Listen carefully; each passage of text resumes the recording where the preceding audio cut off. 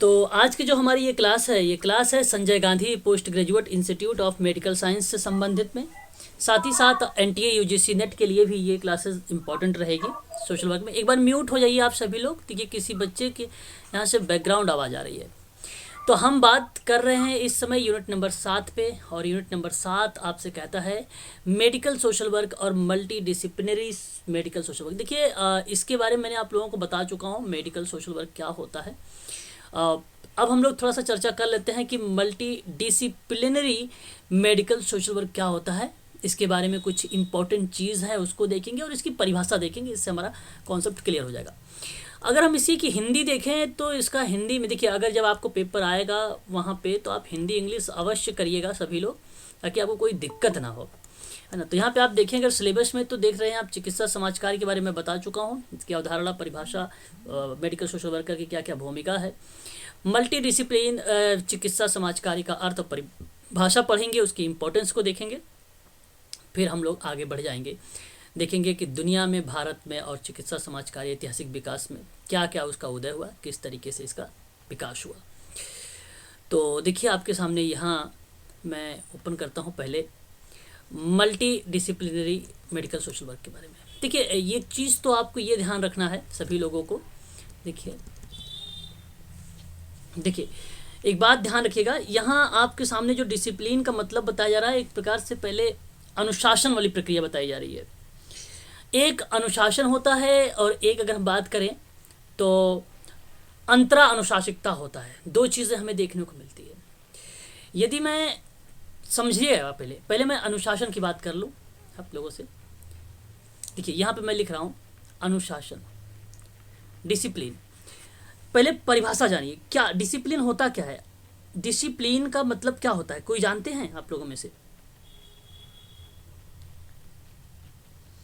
बताइए अगर मालूम है तो। नियम और रूल्स के अकॉर्डिंग काम करना। चलो देखिए ज्ञान को अगर मैं आपको एक ट्रेडिशनल शब्द सोशल वर्क के माध्यम से बात करूं, एमटीडी के बारे में, तो ये आपसे कहता है कि ज्ञान को समन्वित मतलब एकीकृत, या आप एकीकृत कह लीजिए। समन्वित मतलब एक आप कोऑर्डिनेशन वाली बात सोचिएगा, वहाँ पे एकीकृत करने की जो क्षमता हो रही है, ज्ञान को जो एकीकृत करने की जो क्षमता है या विचार सोचने की वैसी पद्धति है, जिसे दो या उससे अधिक ज्ञान अनुशासनों के लिए जो किए जा रहे हैं क्रियाविधि, जिनका उद्देश्य बनाया जा रहा है संज्ञानात्मक या ज्ञानात्मक प्रगति को प्राप्त करने से। एक प्रकार से जो अपने शब्दों में आपने बताया कि किसी क्रियाविधि को सही तरीके से करने के लिए, ताकि उस क्रियाविधि में कोई समस्याओं का सामना ना करना पड़े, कोई असामाजिक तथ्य ना आ पाए, लोगों में जो है लोगों को समाज की मुख्य धारा से जोड़ा जा सके सक्रिय रूप से, तो वो क्रियाविधि एक अनुशासन की बताती है। मतलब एक नियम होता है, एक आचार संहिता होती है किसी काम को करने के लिए, है ना। तो यहाँ जो डिसिप्लिन की बात की जा रही है वो ये है कि दो या उससे अधिक ज्ञान अनुशासन के लिए किए गए हो, जिनका उद्देश्य बनाया जाएगा संज्ञानात्मक ज्ञानात्मक प्रगति को प्राप्त करना। केवल आप ज्ञानात्मक एक शब्द नोट कर लीजिएगा और प्लस में आप एक शब्द जोड़ लीजिएगा यहाँ पे संज्ञानात्मक। इन दोनों शब्दों को आप जब समझ लेंगे कि संज्ञानात्मक और ज्ञानात्मक प्रगति को प्राप्त करने के परिप्रेक्ष्य से बेसिकली डिसिप्लिन का प्रयोग में हम लोग लाते हैं। इसी के संबंध में एक और शब्द आता है जिसको हम इंट्रा डिसिप्लिन कहते हैं। इंट्रा मतलब इंट्रा अनुशासिक अध्ययन कहते हैं। अब इंट्रा अनुशासन जो अध्ययन होता है ये भी आप समझ लीजिए, क्योंकि आपके लिए ये भी बढ़िया है ना।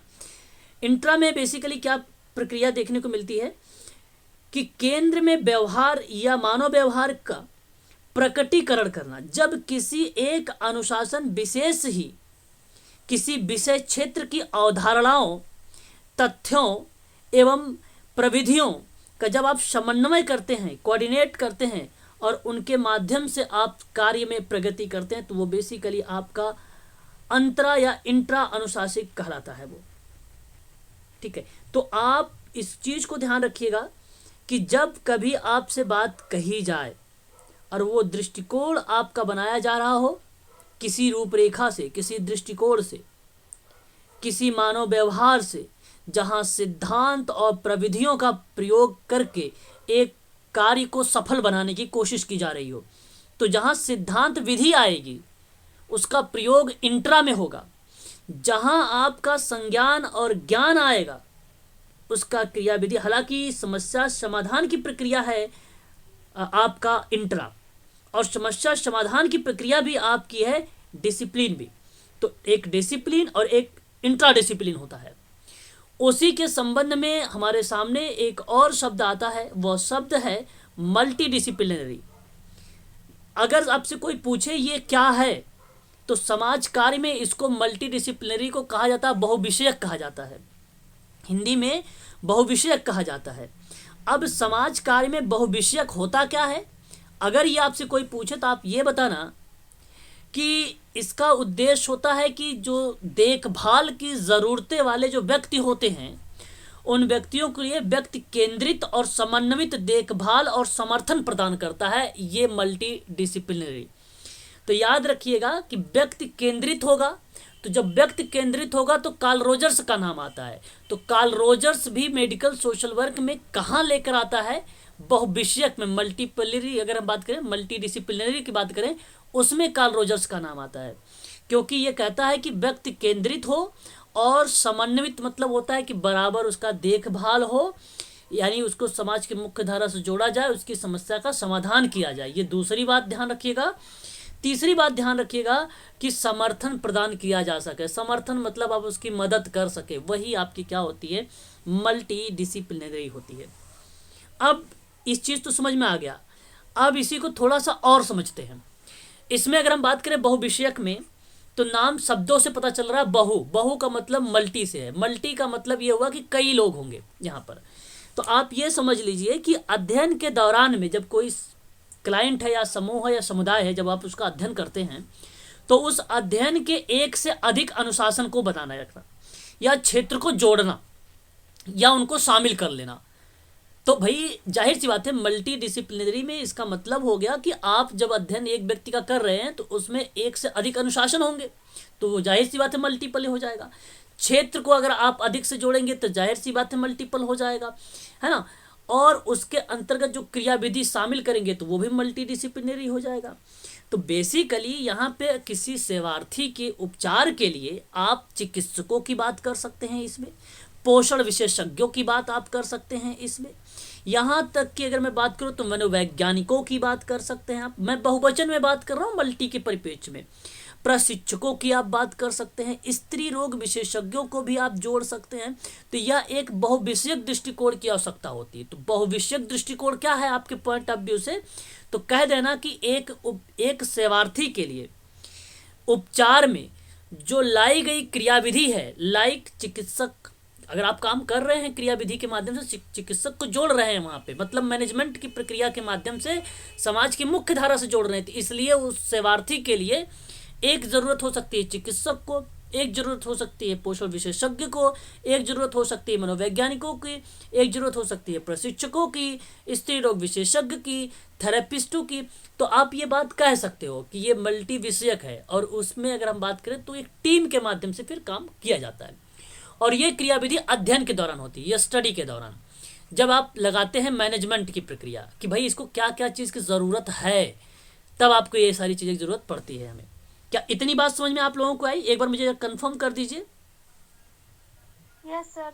हाँ, आगे आप यहाँ पे और चीज़ों को समझने की कोशिश करिए। देखिए, उसके बाद अगर हम लोग बात करते हैं कि इसका मीनिंग क्या बनाता है, तो इसका मीनिंग ये बनाता है कि व्यापक रूप से जब इतने लोगों को आपने जोड़ लिया वहाँ पे, आप सोचो एक बार कि जब हमने इतने एक व्यक्ति के पीछे इतने सारे विशेषज्ञ हैं, तो यहाँ बनता है कि उस सेवार्थी के दृष्टिकोण से कि व्यापक देखभाल आप काम कर रहे हैं, व्यापक देखभाल देने के लिए एक साथ काम करते हैं आप, जो रोगी की कई ज़रूरतों को यथासंभव संबोधित करती है, वही आपकी क्या बनती है, मल्टी डिसिप्लिनरी वर्क बनता है।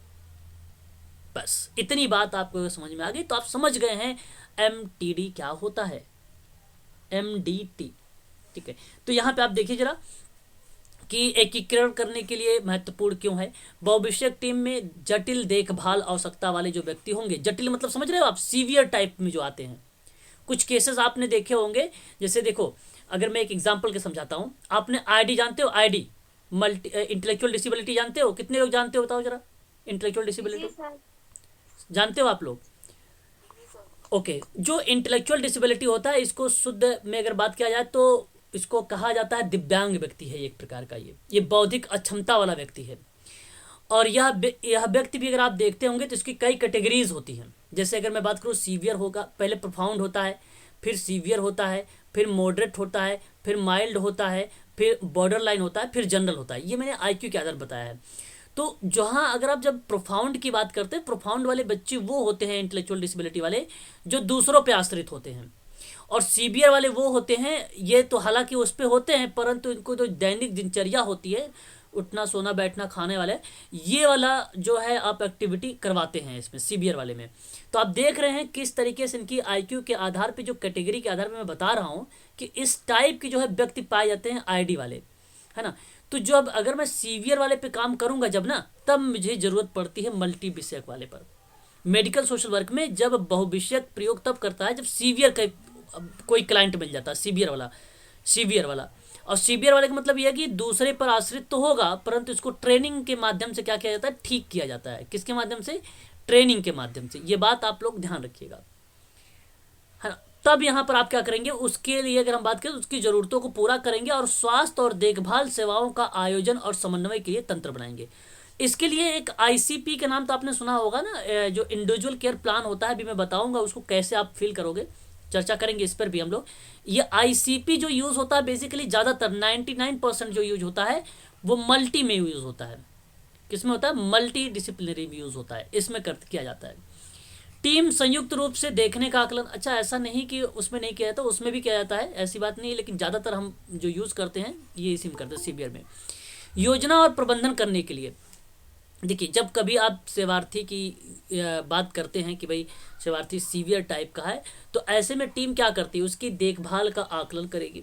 योजना और प्रबंधन करने के लिए विभिन्न व्यवसाय के विशेषज्ञ, पेशेवर का मतलब होता है व्यवसायिक होता है, और विशेषज्ञता और कौशल को एक साथ लाती है। समुदाय के आधार पर बात करेंगे तो प्राथमिक देखभाल के साथ नेटवर्क में लाया जाता है ना। और एमटीडी से व्यक्तियों के देखभाल लक्ष्यों को समर्थन करने के लिए सक्रिय रूप से काम करने की उम्मीद की जाती है। तब यहाँ पर सभी लोग एक्टिव होकर जो है काम करने की बात करते हैं। तो ये जो आपके सामने था ये एक प्रकार का मल्टी डिसिप्लिनरी के बारे में था। और अगर आप पढ़ेंगे ना तो इसमें बहुत सारी चीज़ें मैंने मेंशन कर रखा है, आप देख भी सकते हैं कि स्वास्थ्य, सामाजिक देखभाल और अन्य सामुदायिक सेवाओं की एक श्रृंखला तक पहुंचने के माध्यम से एमटीडी लोगों को अच्छी तरह से और स्वतंत्र रखने पर ध्यान केंद्रित करता है। अनावश्यक अस्पताल को देखभाल को रोकने के लिए घर या समुदाय पे सही देखभाल प्रदान की जाती है। तो एमटीडी का मतलब समझ रहे हैं ना आप सभी लोग, क्या है ये समझ रहे हैं? बताइए एक बार। मल्टी डिसिप्लिनरी वर्क के माध्यम से अगर हम बात करें तो यही आपका है एमटीडी। आप यहाँ पे देख लीजिए एक बार, सिलेबस में भी आपको क्लियर हो जाएगा यहाँ पर, है ना। तो चिकित्सा आप कह लीजिए या टीम कह लीजिए, देखिए यहाँ पे लिखा हुआ एमटीडी, देखिए एम यहाँ पर बन जाएगा मल्टी से अगर हम बात करेंगे, यहाँ देखिए ये एम है और यहाँ पे आपका डी बन जाएगा, और टी से अगर हम बात करेंगे तो ये टीम बन जाएगा। क्या बन जाएगा? टीम बन जाएगा, है ना। ये बात आप ध्यान रखिएगा, MDT। क्लियर हो गया? आप बता दीजिए एक बार। हाँ, इसको आप ध्यान रखिएगा। तो इसके संबंध की बात हो रही। फिर अगर हम बात करें, देखिए समाज कार्य में एक बहुविषयक दृष्टिकोण को विभिन्न पृष्ठभूमि और विशेषज्ञता के क्षेत्र में व्यावसायिक एक टीम के रूप में परिभाषित किया गया है, जो सामान्य समस्या से निपटना और सामान्य एजेंटों पर ध्यान केंद्रित करने के लिए एकजुट होते हैं। यह अक्सर संयुक्त प्रयास और इमरजेंसी पहल के लिए साझेदारी पर काम से जुड़ा होता है। देखिए ये MTD ना आपको नहीं कहीं मिलेगा, हाँ नेट पे मिलेगा आपको, पर आपको इंग्लिश में मिलेगा नेट में। और अगर हम बात करें यूजीसी के भी नहीं पूछा जाता है कभी, यूजीसी में ये सिलेबस में नहीं मेंशन किया गया, किसी में भी नहीं, लेकिन SGPGI ने इसको यूज कर रखा है, तो हो सकता है यहाँ से एक आध प्रश्न बनाए जाएंगे। केवल इसकी बेसिक कॉन्सेप्ट को जानने की कोशिश करिएगा कि MTD होता क्या है या MD क्या होता है, इसके बारे में, है ना, इसको समझने की कोशिश करिएगा। एक बहुविषयक दृष्टिकोण आदर्श है जब उन ग्राहक ग्राहक का मतलब होता है क्लाइंट, उन क्लाइंट के साथ काम किया जाता है जिन्हें एक से अधिक विशिष्ट प्रकार के समाजकारी व्यवसाय में सहायता इनपुट की आवश्यकता होती है। कहने का तात्पर्य यह है कि जैसे मैंने अभी profound, severe, mild, moderate, mild और borderline and general, general तो बेसिकली आता ही नहीं, तो ये अगर जब हमें यूज़ करना पड़ता है तो ऐसे दौरान पे इनकी आवश्यकताओं को हम क्या करते हैं, यानी मनोसामाजिक अध्ययन करते हैं। और अध्ययन के दौरान पहले क्या होता है, टेक होता है, जैसे कि आप लोग जानते होंगे इनटेक, सॉरी इसको क्या बोलते हैं, इनटेक। इनटेक का मतलब था प्रवेश या संवेग, ये भी बोल सकते हैं आप।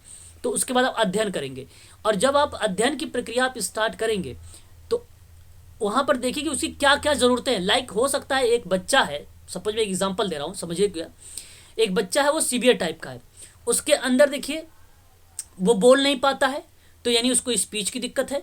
तो आप देखिए यहाँ पे क्या बन गया, एक स्पीच थेरेपिस्ट चाहिए आपको। हो सकता है वो चलने में दिक्कत हो उस सेवार्थी को, ऐसे केसेस आप लोगों को पता भी होगा, जो SGPGI में काम कर रहे होंगे, आते भी होंगे उनके पास ऐसे केसेस, उनको मालूम होगा। एक अगर हम बात करें फिजियोथेरेपी का, तो जो फिजियोथेरेपी मतलब क्या, जो जिनको दिक्कत है भाई फिजियोथेरेपी में, जैसे मान लीजिए मोनोफीलिया बोला जाता है, हेमीफीलिया किसको बोला जाता है, हेमीफीलिया बोला जाता है उसको जिसका एक हाथ या एक पैर प्रभावित हो, उसको हेमीफीलिया प्लीजिया बोला जाता है। एक होता है मोनोप्लेजिया, मोनोप्लेजिया होता है जिसका एक हाथ और एक पैर प्रभावित होता है, उसको मोनोप्लेजिया कहा जाता है ना। अगर इस टाइप से अगर कोई व्यक्ति आता है या दिखता है कि भाई इसको थेरेपी देने की जरूरत पड़े, तो वहाँ पे आप लोग अध्ययन करोगे, और ऐसी दिक्कत उसे देख लिया आपने, तो आप वहाँ पर लिखोगे ये इसको एक PT की ज़रूरत है, फिजियोथेरेपिस्ट की ज़रूरत है। मान लीजिए किसी बच्चे को भाई पेन नहीं पकड़ पा रहा, उसके फिंगर में दिक्कत हो रही है, उसका आईज और हैंड कोऑर्डिनेट नहीं हो पा रहा है, सही तरीके से देख नहीं पा रहा, तो आप क्या करते हो, उसको जो है VT का प्रयोग करते हैं, उसको ओकेशनल बोला सॉरी OT बोलते हैं, उसको OT बोलते हैं, ऑक्यूपेशनल थेरेपी कहते हैं उसको, ऑक्यूपेशनल थेरेपी बोलते हैं। इसको जरूरत पड़ी, हो सकता है वो शिक्षण प्रशिक्षण प्रक्रिया नहीं कर पा रहा हो, तो उसको स्पेशल एजुकेटर बोलते हैं, कि स्पेशल एजुकेटर की जरूरत पड़ेगी आपको। काउंसलिंग करने के लिए आपको अगर भाई पता करना है कितना सीखा कितना नहीं सीखा और क्या दिक्कतें हो सकता है आपको एक काउंसलर की ज़रूरत पड़े, तो यहाँ पर एक काउंसलर भी आप लिख लेते हैं। इसी तरीके से उस सेवार्थी का आपने ये समस्या का अध्ययन किया, इतने टाइप की समस्याएं थी, फिर आपने ये जो मैंने लिखा ये आपने मैनेजमेंट कर दिया। और यही प्रक्रिया आपके यहाँ पर बता रही है कि समाज कार्य व्यवसाय में सहायता को या इनपुट की आवश्यकता होती है। अब मैंने यहाँ पे इनपुट दे दिया आप लोगों को, ये सारे इनपुट थे। एक क्लाइंट के साथ जब आप काम करेंगे तो सोशल वर्कर ये सारी चीज़ों पर ध्यान देता है, और इन सारी चीज़ों में बताओ तो सोशल वर्कर ही काम करेगा। सोशल वर्कर कहेगा कि भाई स्पीच थेरेपी की ज़रूरत है, सोशल वर्कर कहेगा कि फिजियोथेरेपी की ज़रूरत है, सोशल वर्कर कहेगा ऑक्यूपेशनल थेरेपिस्ट की ज़रूरत है, काउंसलर की ज़रूरत है, स्पेशल एजुकेटर की ज़रूरत है, योगा का भी ज़रूरत बता सकता है, वो योगा करेगा तो शायद वो सक्षम हो सकता है। ये सारी चीज़ें देखने को इसमें मिलती है। क्लियर हो गया ये बात, एक बार बताइए जरा मुझे, बोलिए। हाँ, समझिएगा अच्छे से, अगर कहीं दिक्कत हो रही होगी तो आप मुझे बताइएगा। अब आगे बढ़ेंगे, देखो ये बाकी वही चीज़ें दिया गया। अब देखिए कुछ इसके बहुविषयक देखभाल का सिद्धांत होता है। अब देखिए यहाँ पे मल्टी डिसिप्लिनरी की बात करेंगे तो ये प्रिंसिपल्स के रूप में आ जाते हैं कभी कभी। जैसे यहाँ यह एक टीम दृष्टिकोण है। दृष्टिकोण का मतलब एक प्रकार से आप अप्रोचेस को लगाया करो। अप्रोचेस देखो क्या, रेमेडियल जब कोई काम होता है, रेमेडियल का मतलब होता है उपचार, मतलब जब आप उपचार के दौरान कोई काम करते हैं तो वहाँ पर टीम का जो पॉइंट ऑफ व्यू होता है, जो उसका दृष्टिकोण होता है, जो उसका मत होता है, वो ज़्यादा ध्यान में रखा जाता है। तो यह एक सिद्धांत बताता है जहां देखभाल विशेषज्ञ हो, सामान्य चिकित्सक और संबंधित स्वास्थ्य देखभाल पेशेवर जहां लिखा हुआ व्यावसायिक समझा करे, न केवल उपचार योजनाएं और देखभाल वितरण के साथ, बल्कि कोई ज़रूरी नहीं है कि सामान्य चिकित्सक, देखभाल विशेषज्ञ, स्वास्थ्य देखभाल व्यावसायिक यही काम ना करके, बल्कि टीम का और भी काम होता है कि देखभाल के मनोसामाजिक पहलुओं से भी निपटने के लिए। तो मनोसामाजिक पहलुओं का मतलब ये हुआ कि जैसे अगर यहाँ पे योगा तो नहीं लिखा गया है ना, ऑक्यूपेशनल तो नहीं लिखा गया, स्पीच थेरेपी तो नहीं लिखा गया, तो इसका मतलब थोड़ी ना कि ये छोड़ देगा। यहाँ पे अगर हम बात करें इन सभी को लेकर चलेगा, देखो बल्कि लगाकर यहाँ पर मेंशन किया गया है। टीम के सदस्यों के साथ नियमित संचार होगा। अब जाहिर सी बात है, एक बच्चे पर तो एक व्यक्ति काम करेगा नहीं, एक बच्चे पर जाहिर, मैं बात कर रहा हूँ मल्टी डिसिप्लिनरी पर, तो जाहिर सी बात है कई विशेषज्ञ होंगे, तो वहाँ पर उसके बारे में, सेवार्थी के बारे में या समूह के बारे में, समुदाय के बारे में बेसिकली ज़्यादा काम जो होता है वो IC पे होता है, याद रखिएगा, इंडिविजुअल केयर पे होता है सबसे ज़्यादा काम। तो यहाँ क्या करेगा, सेवार्थी के बारे में आपस में बातचीत करना ज़रूरी है कि आप जो स्पीच थेरेपी दे रहे हैं उसमें कितना इम्प्रूव हुआ, क्या अब वो आ मा पा ऐसे शब्दों को बोल पा रहा है कि नहीं बोल पा रहा। और ये बातें ये नहीं कि केवल स्पेशल एजुकेटर पूछेगा, ये रिपोर्ट के माध्यम से फिजियोथेरेपिस्ट भी पूछ सकता है आपका, सोशल वर्कर भी पूछ सकता है आपसे, है ना, योगा का जो थेरेपिस्ट होते हैं वो भी पूछ सकते हैं। मतलब सभी लोग इससे जो है कम्युनिकेशन करते हैं। अच्छा, ये नहीं कि स्पीच थेरेपी वाला नहीं पूछ सकता योगा से, ये भी पूछेगा सबसे। तो ये मतलब एक कम्युनिकेशन है कि उस सेवार्थी के बारे में ये बराबर कंटिन्यू उनसे जानकारी रखना है कि उसमें इम्प्रूव हो रहा है कि नहीं इम्प्रूव हो रहा है ना। नियमित कम्युनिकेशन करना है। अगर बाय द वे हो सकता है उसकी स्पीच थेरेपी में कोई प्रॉब्लम नहीं आई, स्पेशल एजुकेटर जब शिक्षण प्रशिक्षण दे रहा था तो वहाँ पे वो बच्चा प्रॉब्लम क्रिएट कर रहा था, है ना, तो दिक्कतें आ रही थी। दिक्कतें ये आ रही थी कि भाई वो लिख नहीं पा रहा था सही से, तो आप बात किससे करोगे, आप ऑक्यूपेशनल थेरेपिस्ट से बात करोगे। ये दिक्कत आ रही है, सही तरीके से फिंगर नहीं पड़ रहा, ऑक्यूपेशनल के जो थेरेपिस्ट होते हैं वो उसके बारे में कुछ एक्टिविटी करवाएंगे, है ना, या एक्टिविटी करवाएं, या तो कुछ मान लीजिए एक आती है ना ग्रिप आता है, ग्रिपर दें उनको लगाने के लिए, ठीक है, या कुछ भी वो टेक्निक लगा के उसमें क्या करते हैं, समाज की मुख्य धारा से जोड़ना और उसको जो है सही क्रियाविधि पर लेकर आगे लेके चलना, ये चीज़ें हो सकती हैं। भौगोलिक दूरदर्शिता ग्रामीण और शहरी स्वास्थ्य सेवा के मौजूद चिकित्सकीय विकल्पों की एक पूरी श्रृंखला तक पहुंच होती है। जाहिर सी बात है कि जो संस्था वगैरह है, जो टीम है जो काम कर रही है, स्वास्थ्य सेवा के रूप में भी काम कर सकती है। तो ये सिद्धांत, एक सिद्धांत ये भी बनता है, भौगोलिक दूरदर्शिता का पॉइंट भी बनता है स्वास्थ्य की सेवा में। एक सिद्धांत बनता है, रोगी को उसकी देखभाल चर्चा करना है, मैनेजमेंट में शामिल किया जाना चाहिए और स्वास्थ्य पेशेवर के समय पर भी उचित जानकारी प्राप्त करनी चाहिए। बात वही थी जो मैंने अभी आपको बताया है। हेल्थ केयर में अगर हम बात करें भविष्य दृष्टिकोण के लाभ क्या क्या हो सकते हैं मरीजों के लिए, ये होता है। तो पहले हम पॉइंट आप भी बात कर रहे हैं क्लाइंट के दृष्टिकोण से, तो यहाँ पे देखिए, भविष्यक देखभाल टीम के द्वारा इलाज किए गए रोगियों के लिए बेहतर परिणाम होने चाहिए, स्वास्थ्य जानकारी को बेहतर पहुंच होती है, तो ये लाभ मिल जाता है इसमें अगर आप सही तरीके से काम करेंगे तब। बढ़ी हुई रोगी संतुष्टि, मतलब एक प्रकार से जो समस्याएं होती हैं उन समस्याओं को धीरे धीरे निजात मिलता है।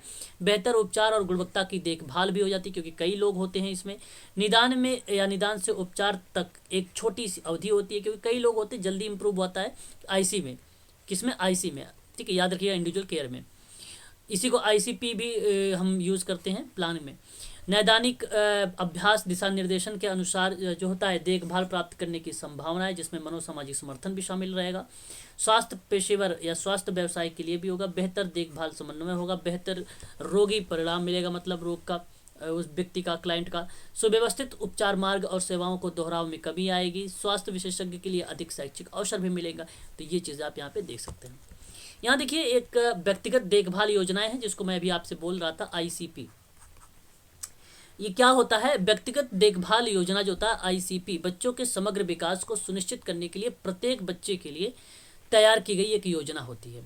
और योजना तैयार करने के लिए पहले कई कारकों पर विचार किया जाता है। प्रवेश के समय एक सामाजिक कार्यकर्ता बच्चे के इतिहास के तथ्यों को एकत्र भी करता है और भविष्य के लक्ष्य और भावनात्मक जरूरत, व्यक्तिगत जरूरत, चिकित्सा की जरूरत, शैक्षिक जरूरत, मनोरंजन जरूरत के बारे में बच्चे के साथ व्यक्तिगत चर्चा करता है।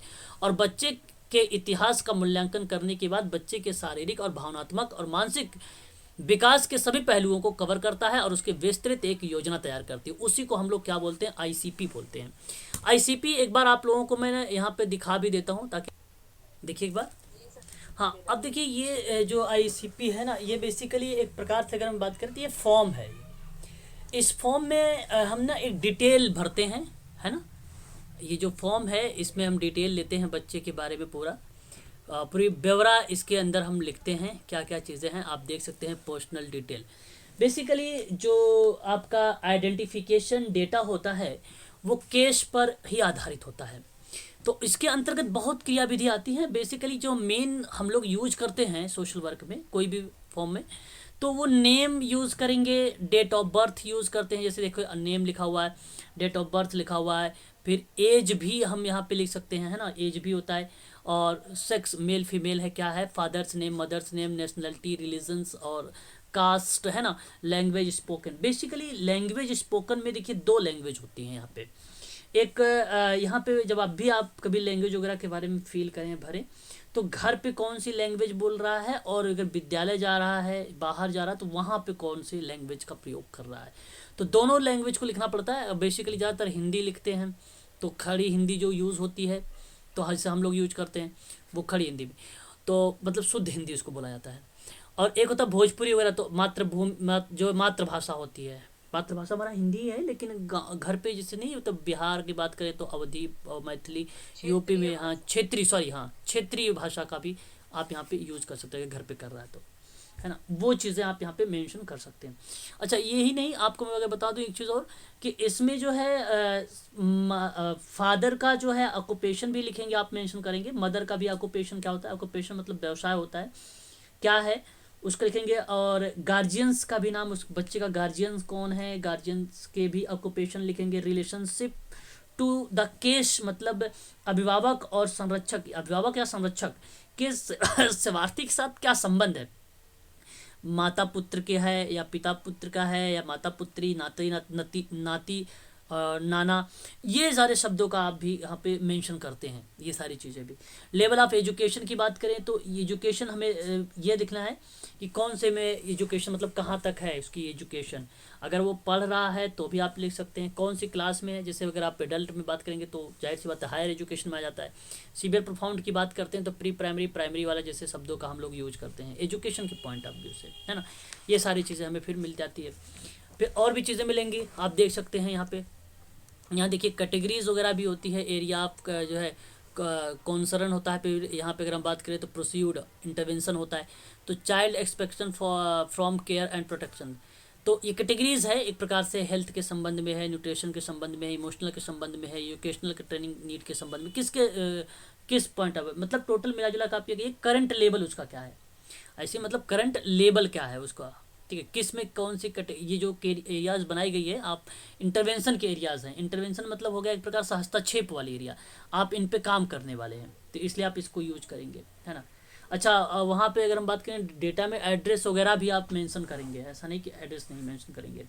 और यहाँ तक कि अगर मैं बात करूँ आपसे तो सोशल इकोनॉमिक स्टेटस फैमिली के बारे में भी याद रखेंगे ध्यान, कि मतलब क्या है, वो अति धनी है, धनी है, मध्यम वर्ग का है, या गरीब है या अति गरीब है ना। तो consider total family income, occupational और एजुकेशनल एंड प्रॉपर्टी, यानी परिवार का जो आय है वो व्यवसाय के शिक्षा के संबंध से भी आप रिलेट करेंगे। यहाँ तक कि आप लोकलिटी यूज़ करेंगे, रूरल में है कि अर्बन में है कि सेमी अर्बन में है कि स्लम एरिया में है। कास्ट तो हो गया, रिलीजन्स हो गया, सेवार्थी के द्वारा बोली जाने वाली भाषा, जैसे भाई बताया ना अपने मदर टंग होता है, स्पोकन एट होम, मतलब रिलीजन जो है लैंग्वेज है, कौन सी लैंग्वेज है, आप इनका भी प्रयोग करेंगे। फिर एक आता है स्टेटस ऑफ द केस आता है। स्टेटस ऑफ केस का मतलब क्या होता है ना, ये सारी चीज़ें आप लोगों के लिए मैं एक प्रैक्टिकल के आधार बता रहा हूँ। यहाँ जब आप स्टेटस ऑफ केस की बात करते हैं, सेवार्थी की स्थिति की बात करते हैं, तो इन्फॉर्म करेंगे कि नेम एंड रिलेशनशिप जो है विथ द केस, मतलब जो दिया गया है, जो सूचना आपको दे रहा है।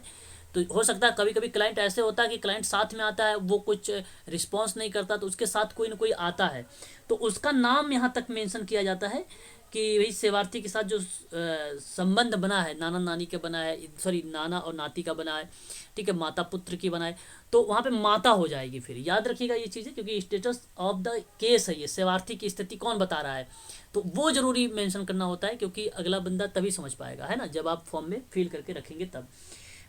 ठीक है, तो ये चीज़ें होती है। और सूचना कितनी विश्वसनीय है, कितना विश्वसनीय नहीं है ना, तो ये चीज़ें भी मेंशन करेंगे, ठीक है, ये भी ध्यान रखना होगा आपको। एक पेरेंट जो है, अगर हम बात करें वर्तमान की समस्या उसकी क्या है, ये जो आप कैटेगरी के रूप में देख रहे हैं, यहाँ आपको ये सारी चीज़ें ऐसे मेंशन करना पड़ता है। भाई बोलने में दिक्कत है, सुनने में दिक्कत है ना, हेल्थ के संबंध में दिक्कत है, ठीक है, मनोरंजन की क्रियाविधि में, मतलब क्या चीज़ें उससे प्रॉब्लम आ रही है या उसमें किस तरीके से आप उसको इम्प्रूव करना चाहते हैं, ये सारी चीज़ें आपको मिल जाती है। और भी देखिए यहाँ पे प्रोग्रेस मोड आ गया आपका, यहाँ पर रिकॉर्ड के संबंध में जो इंटरवेंशन के दृष्टिकोण से बात करें तो यहाँ पर भी हम लोग इसको मेंशन करेंगे, वही क्रियाविधि को, प्रोग्रेस हुआ, कितना प्रोग्रेस हुआ, है ना, वो भी चीज़ें हम यहाँ पे देखते हैं। आपको बता दूँ इसमें कभी कभी हम ये भी मेंशन कर लेते हैं कि age at which the problem जो है वॉज रिकॉग्नाइज्ड, मतलब आप ये भी पूछ सकते हैं सेवार्थी से कि किस उम्र में बच्चे की समस्या की पहचान हुई। तो जैसे अगर हम बात करें सेवार्थी या एडल्ट के बारे में, कोई जब समस्या हो, अगर बच्चा है तो जाहिर सी बात उम्र पूछेंगे, भाई हो सकता है उसने बता दिया कि सर जो है 1 साल बाद हमें पता लगा कि ये जो बच्चा है नहीं बोल पाता है, 1 साल बाद। तो आप ये चीज़ें मेंशन करेंगे। अगर मान लीजिए कोई एडल्ट आ गया या कोई वृद्ध अवस्था की समस्या आ गई, तब भी आप पूछेंगे कब ये पहचान की गई इसकी समस्या, कब किसको दिखाया, ये पूरी रिपोर्ट आप जो है मेंशन करेंगे। फिर वहाँ पे एक आता है प्रीवियस कंसल्टेंसी एंड ट्रीटमेंट आता है, पूर्व परामर्श और उपचार का भी स्टेटमेंट पूछेंगे, क्या इससे पहले आप कहीं किसी को दिखाए थे कि नहीं दिखाए थे, ये वाली प्रक्रिया आती है। फिर उसके बाद और अगर आप दिखाए भी हैं तो किससे दिखाए हैं, क्या मेडिकल में दिखाए हैं कि नॉन मेडिकल दिखाए हैं कि फेथ हेल्डर्स में, मतलब आस्था पर आधारित, फेथ हेल्डर्स बोलते हैं, धार्मिकता पर या किसी अन्य चीज़ों पर, है ना। जैसे अगर कोई आप जानते हो कि जादू टोना वाले जो बाबा होते हैं, है ना, बेसिकली रिलीजन्स को ही रिलेट करता है, लेकिन ऐसे लोगों से क्या मिले कि नहीं मिले हैं आप, तो ये सारी चीज़ें जानकारी आपको रखनी पड़ेगी उसके बारे में, ठीक है। फिर आता है एक फैमिली हिस्ट्री। तो क्या फैमिली हिस्ट्री नहीं लेंगे आईसीपी में? बिल्कुल लेंगे, फैमिली हिस्ट्री के बारे में बात करेंगे। तो फैमिली हिस्ट्री की बात करें तो फैमिली का टाइप क्या है भाई, पहले तो आप ये जानेंगे कि जॉइंट फैमिली है कि न्यूक्लियर फैमिली है ना, कि एक्सटेंडेड फैमिली है, क्या कौन सी फैमिली है, ये टाइप ऑफ फैमिली देखेंगे। फिर परिवार की जो स्टेटस है, जो फैमिली के जो स्टेटस है, स्टेटस ऑफ फैमिली, उसके बारे में भी आप पूछेंगे कि भाई कैसी स्टेटस है, क्या संगठित है कि ये आपकी जो है अखंडित है या ब्रोकन है, आप स्थिति को भी मेंशन करेंगे। घर में कितने लोग रहते हैं भाई टोटल फैमिली में, या 7 लोग हैं, 8 लोग हैं, 9 लोग हैं, कितने लोग हैं, या फैमिली में 2 लोग हैं या 3 लोग हैं, ऐसे भी आप चीज़ों को मेंशन करेंगे। और मैं बता दूं कि अगर 9 लोग हैं तो इसका मतलब ये नहीं कि नाम नहीं लिखेंगे, सबका नाम आपको लिखना पड़ेगा, और वो आपको रिलेट कराना है कि क्लाइंट के साथ उनका संबंध क्या है। यदि मान लीजिए कि अगर क्लाइंट जो है ननिहाल में है, ठीक है, तो आप वहाँ पे नाना नाती का, नानी नाती का, मामा भांजा का, है ना, मामा भांजा, और फिर भाई बहन, ऐसे चीज़ों को भी आप रिलेट करेंगे, और उनमें आप उनकी एजुकेशन भी लिखेंगे, उनकी एज भी लिखेंगे, उनके हेल्थ के बारे में भी लिखेंगे कि हार्ट पेशेंट है, कैसा, अच्छा है, ठीक है, ठीक है, ये सारी चीज़ें आप लिखेंगे। और साथ ही साथ इनकम भी लिखेंगे, अगर कोई उनके घर में कमाने वाला, तो ये फैमिली स्टेटस आप अवश्य लिखेंगे, क्योंकि मेडिकल सोशल वर्क में ये भी चीज़ें ज़रूरत पड़ जाती है कभी कभी। उसके बाद हम मेडिकल सोशल वर्क में एक बनाते हैं कैटेगरी चार्ट। आपको बता दूं कैटेगरी चार्ट इसको बोला जाता है, जैसे कि ये एक मेल पर्सन होते हैं स्क्वायर के रूप में, और जब हम सर्कल बनाते हैं तो फीमेल होती हैं। तो आप मेंशन करेंगे कि यहाँ पे जो है इनके जो है बच्चे 3 हैं, तो आप यहाँ पे बताया कि एक लड़की है, फिर उसके बाद एक लड़का है, फिर एक लड़की है। इनकी एज भी लिखेंगे, ये आईसी उसमें बनाया जाता है, क्योंकि मैं बना रहा हूँ आप लोगों से आईसीपी, तो ये सारी चीज़ें एज वगैरह लिखी जाती है, कितनी कितनी एज है इस बच्चों की। अगर इस बच्चे में मान लीजिए कोई प्रभावित बच्चा है, तो आप इस तरीके से एक वो लगा देंगे, सर्कल बना देंगे, तो ये पता चल जाएगा कि ये प्रभावित बच्चा है। यदि मान लीजिए माता पिता का अगर ब्रेक वो हो गया है, तलाक हो गया है, तो आप उनका चार्ट इस तरीके से बनाएंगे, यहाँ पर इस तरीके से लगाएंगे, इस तलाक का सिंबल है ये तलाक आप इस तरीके से लगाएंगे अगर उनके में तलाक है तो, ठीक है। ये चीज़ें आपको ध्यान रखना है। अगर कोई प्रभावित बच्चा है तो आप इस तरीके से उसको एक स्लैटिंग लाइन में आप उसको क्या करेंगे, छायादार एक चित्र बना देंगे इस टाइप से। और यदि मान लीजिए कोई अगर मान लीजिए बोल नहीं पाता है, तो ऐसे में आप एक चार्ट बनाते हैं जिसको हियरिंग इम्पेयरमेंट कहते हैं, आप प्लस का चिन्ह लगा दीजिए, इसका मतलब होता है हियरिंग इम्पेयरमेंट, बेसिकली वो श्रवण बाधित है, नहीं बोल सकता है। यदि मान लीजिए वो नपुंसक है, तो आप इस तरीके से आप एक चित्र बना देंगे कि ये नपुंसक व्यक्ति है। और गर्भ में अगर बच्चा है तो आप कुछ इस तरीके से एक जो है डायग्राम बनाएंगे उसको, है ना, अगर गर्भ में बच्चा है, ठीक है, तो ये आपको बनेगा इस तरीके का चार्ट, इस तरीके से, ठीक है। और यदि रक्त संबंध में शादी हुई है, मान लो रक्त संबंध में अगर आपको बताऊं, तो ऐसे केसेस हमें देखने को मिलते हैं, रक्त संबंध में अगर शादी हुई है, तो बाय द वे मान लीजिए ये जो हैं पेरेंट्स उनके, इनके जो अगर बच्चे हैं, ठीक है, तो आप यहाँ पर इनके बच्चों को बनाएंगे ऐसे, है ना, इनके बच्चों को। और यदि इसमें रक्त संबंध शादी हुई तो इनके भी अगर हम बात करें, यहाँ पर इनके बच्चे और इनके नाना नानी या माता पिता हैं, इनके माता पिता हैं, ठीक है। तो अब इनके जो हैं 2 लड़के थे, एक लड़का ये है जो 21 साल का, एक लड़का ये है जो 18 साल का है। अब इनके 2 बच्चे हैं, ठीक है, इनके 2 लड़की हैं, मान लें इनकी शादी का रिश्ते हो गया, तो आप इस तरीके से रक्त संबंध को बताएंगे, दर्शाएंगे, इस तरीके का आपको सिंबल बनाना पड़ेगा, रक्त संबंध में रिलेट करके बताएंगे ये कि रक्त संबंध में ये विवाह हुआ है। जुड़वा अगर कोई बच्चा हुआ है तो आप इस तरीके से एक जुड़वा का सिंबल लगाएंगे, ये जुड़वा का सिंबल होता है, ठीक है, याद रखिएगा। अगर बात करें एबर्सन का, गर्भपात अगर है, तो आप इस तरीके से एक सिंबल बनाएंगे, ये गर्भपात का सिंबल होता है। ये पेपर में भी यूजीसी में पूछा जाता था, आईसीपी में बनाना पड़ेगा, ये आप सबको प्रैक्टिकल के दौरान भी सब करना पड़ेगा आपको। यदि आपने बच्चे को गोद लिया है ना, तो आप इस तरीके का सिंबल बनाएंगे कि बच्चे को आपने क्या कर लिया है, गोद ले लिया है। ठीक है, ये बच्चे का सिंबल होता है, ये गोद लेने का। ठीक है, यदि स्लो लर्नर है, पढ़ने लिखने में दिक्कत हो रही है, तो एलडी उसको बोला जाता है, स्लो लर्नर। तो आप प्लस इस तरीके से बनाएंगे, पूरा घेर देंगे। अब देखो जो ये एच आई का है ना, वो इस तरीके से बनता है, एच आई वाला बीच में प्लस बन जाता है, और ये पूरा का पूरा क्या करता है, टच करने लगता है जो है, ठीक है, लाइनों को, ये वाला प्लस, इसको एल डी कहा जाता है, एल डी बोला जाता है। ठीक है, यहाँ तक तो कोई दिक्कत नहीं हुई होगी आप लोगों को, बता दीजिए एक बार। नहीं सर। हाँ, तो ये चीज़ें आप, हाँ सर बिल्कुल। एक क्वेश्चन था सर, जैसे आपने तो मोस्ट ऑफ द चीज बता दी, लेकिन क्या इस सिंबल का कोई एक मतलब कहीं से पढ़ने के लिए मिल सकता है क्या, जहाँ पे ऑलरेडी चार्ट प्रिपेयर हो हम? हाँ, जेनोग्राम आप देख लो, नेट पे अगर आप मिलेंगे तो आपको मिलेगा वहाँ पे। अच्छा, मतलब जीनोग्राम ही डाल के डायरेक्ट ही डाउनलोड कर लेना? हाँ हाँ हाँ, बिल्कुल बिल्कुल, गूगल से आप कर सकते हैं, वहाँ से मिल जाएगा।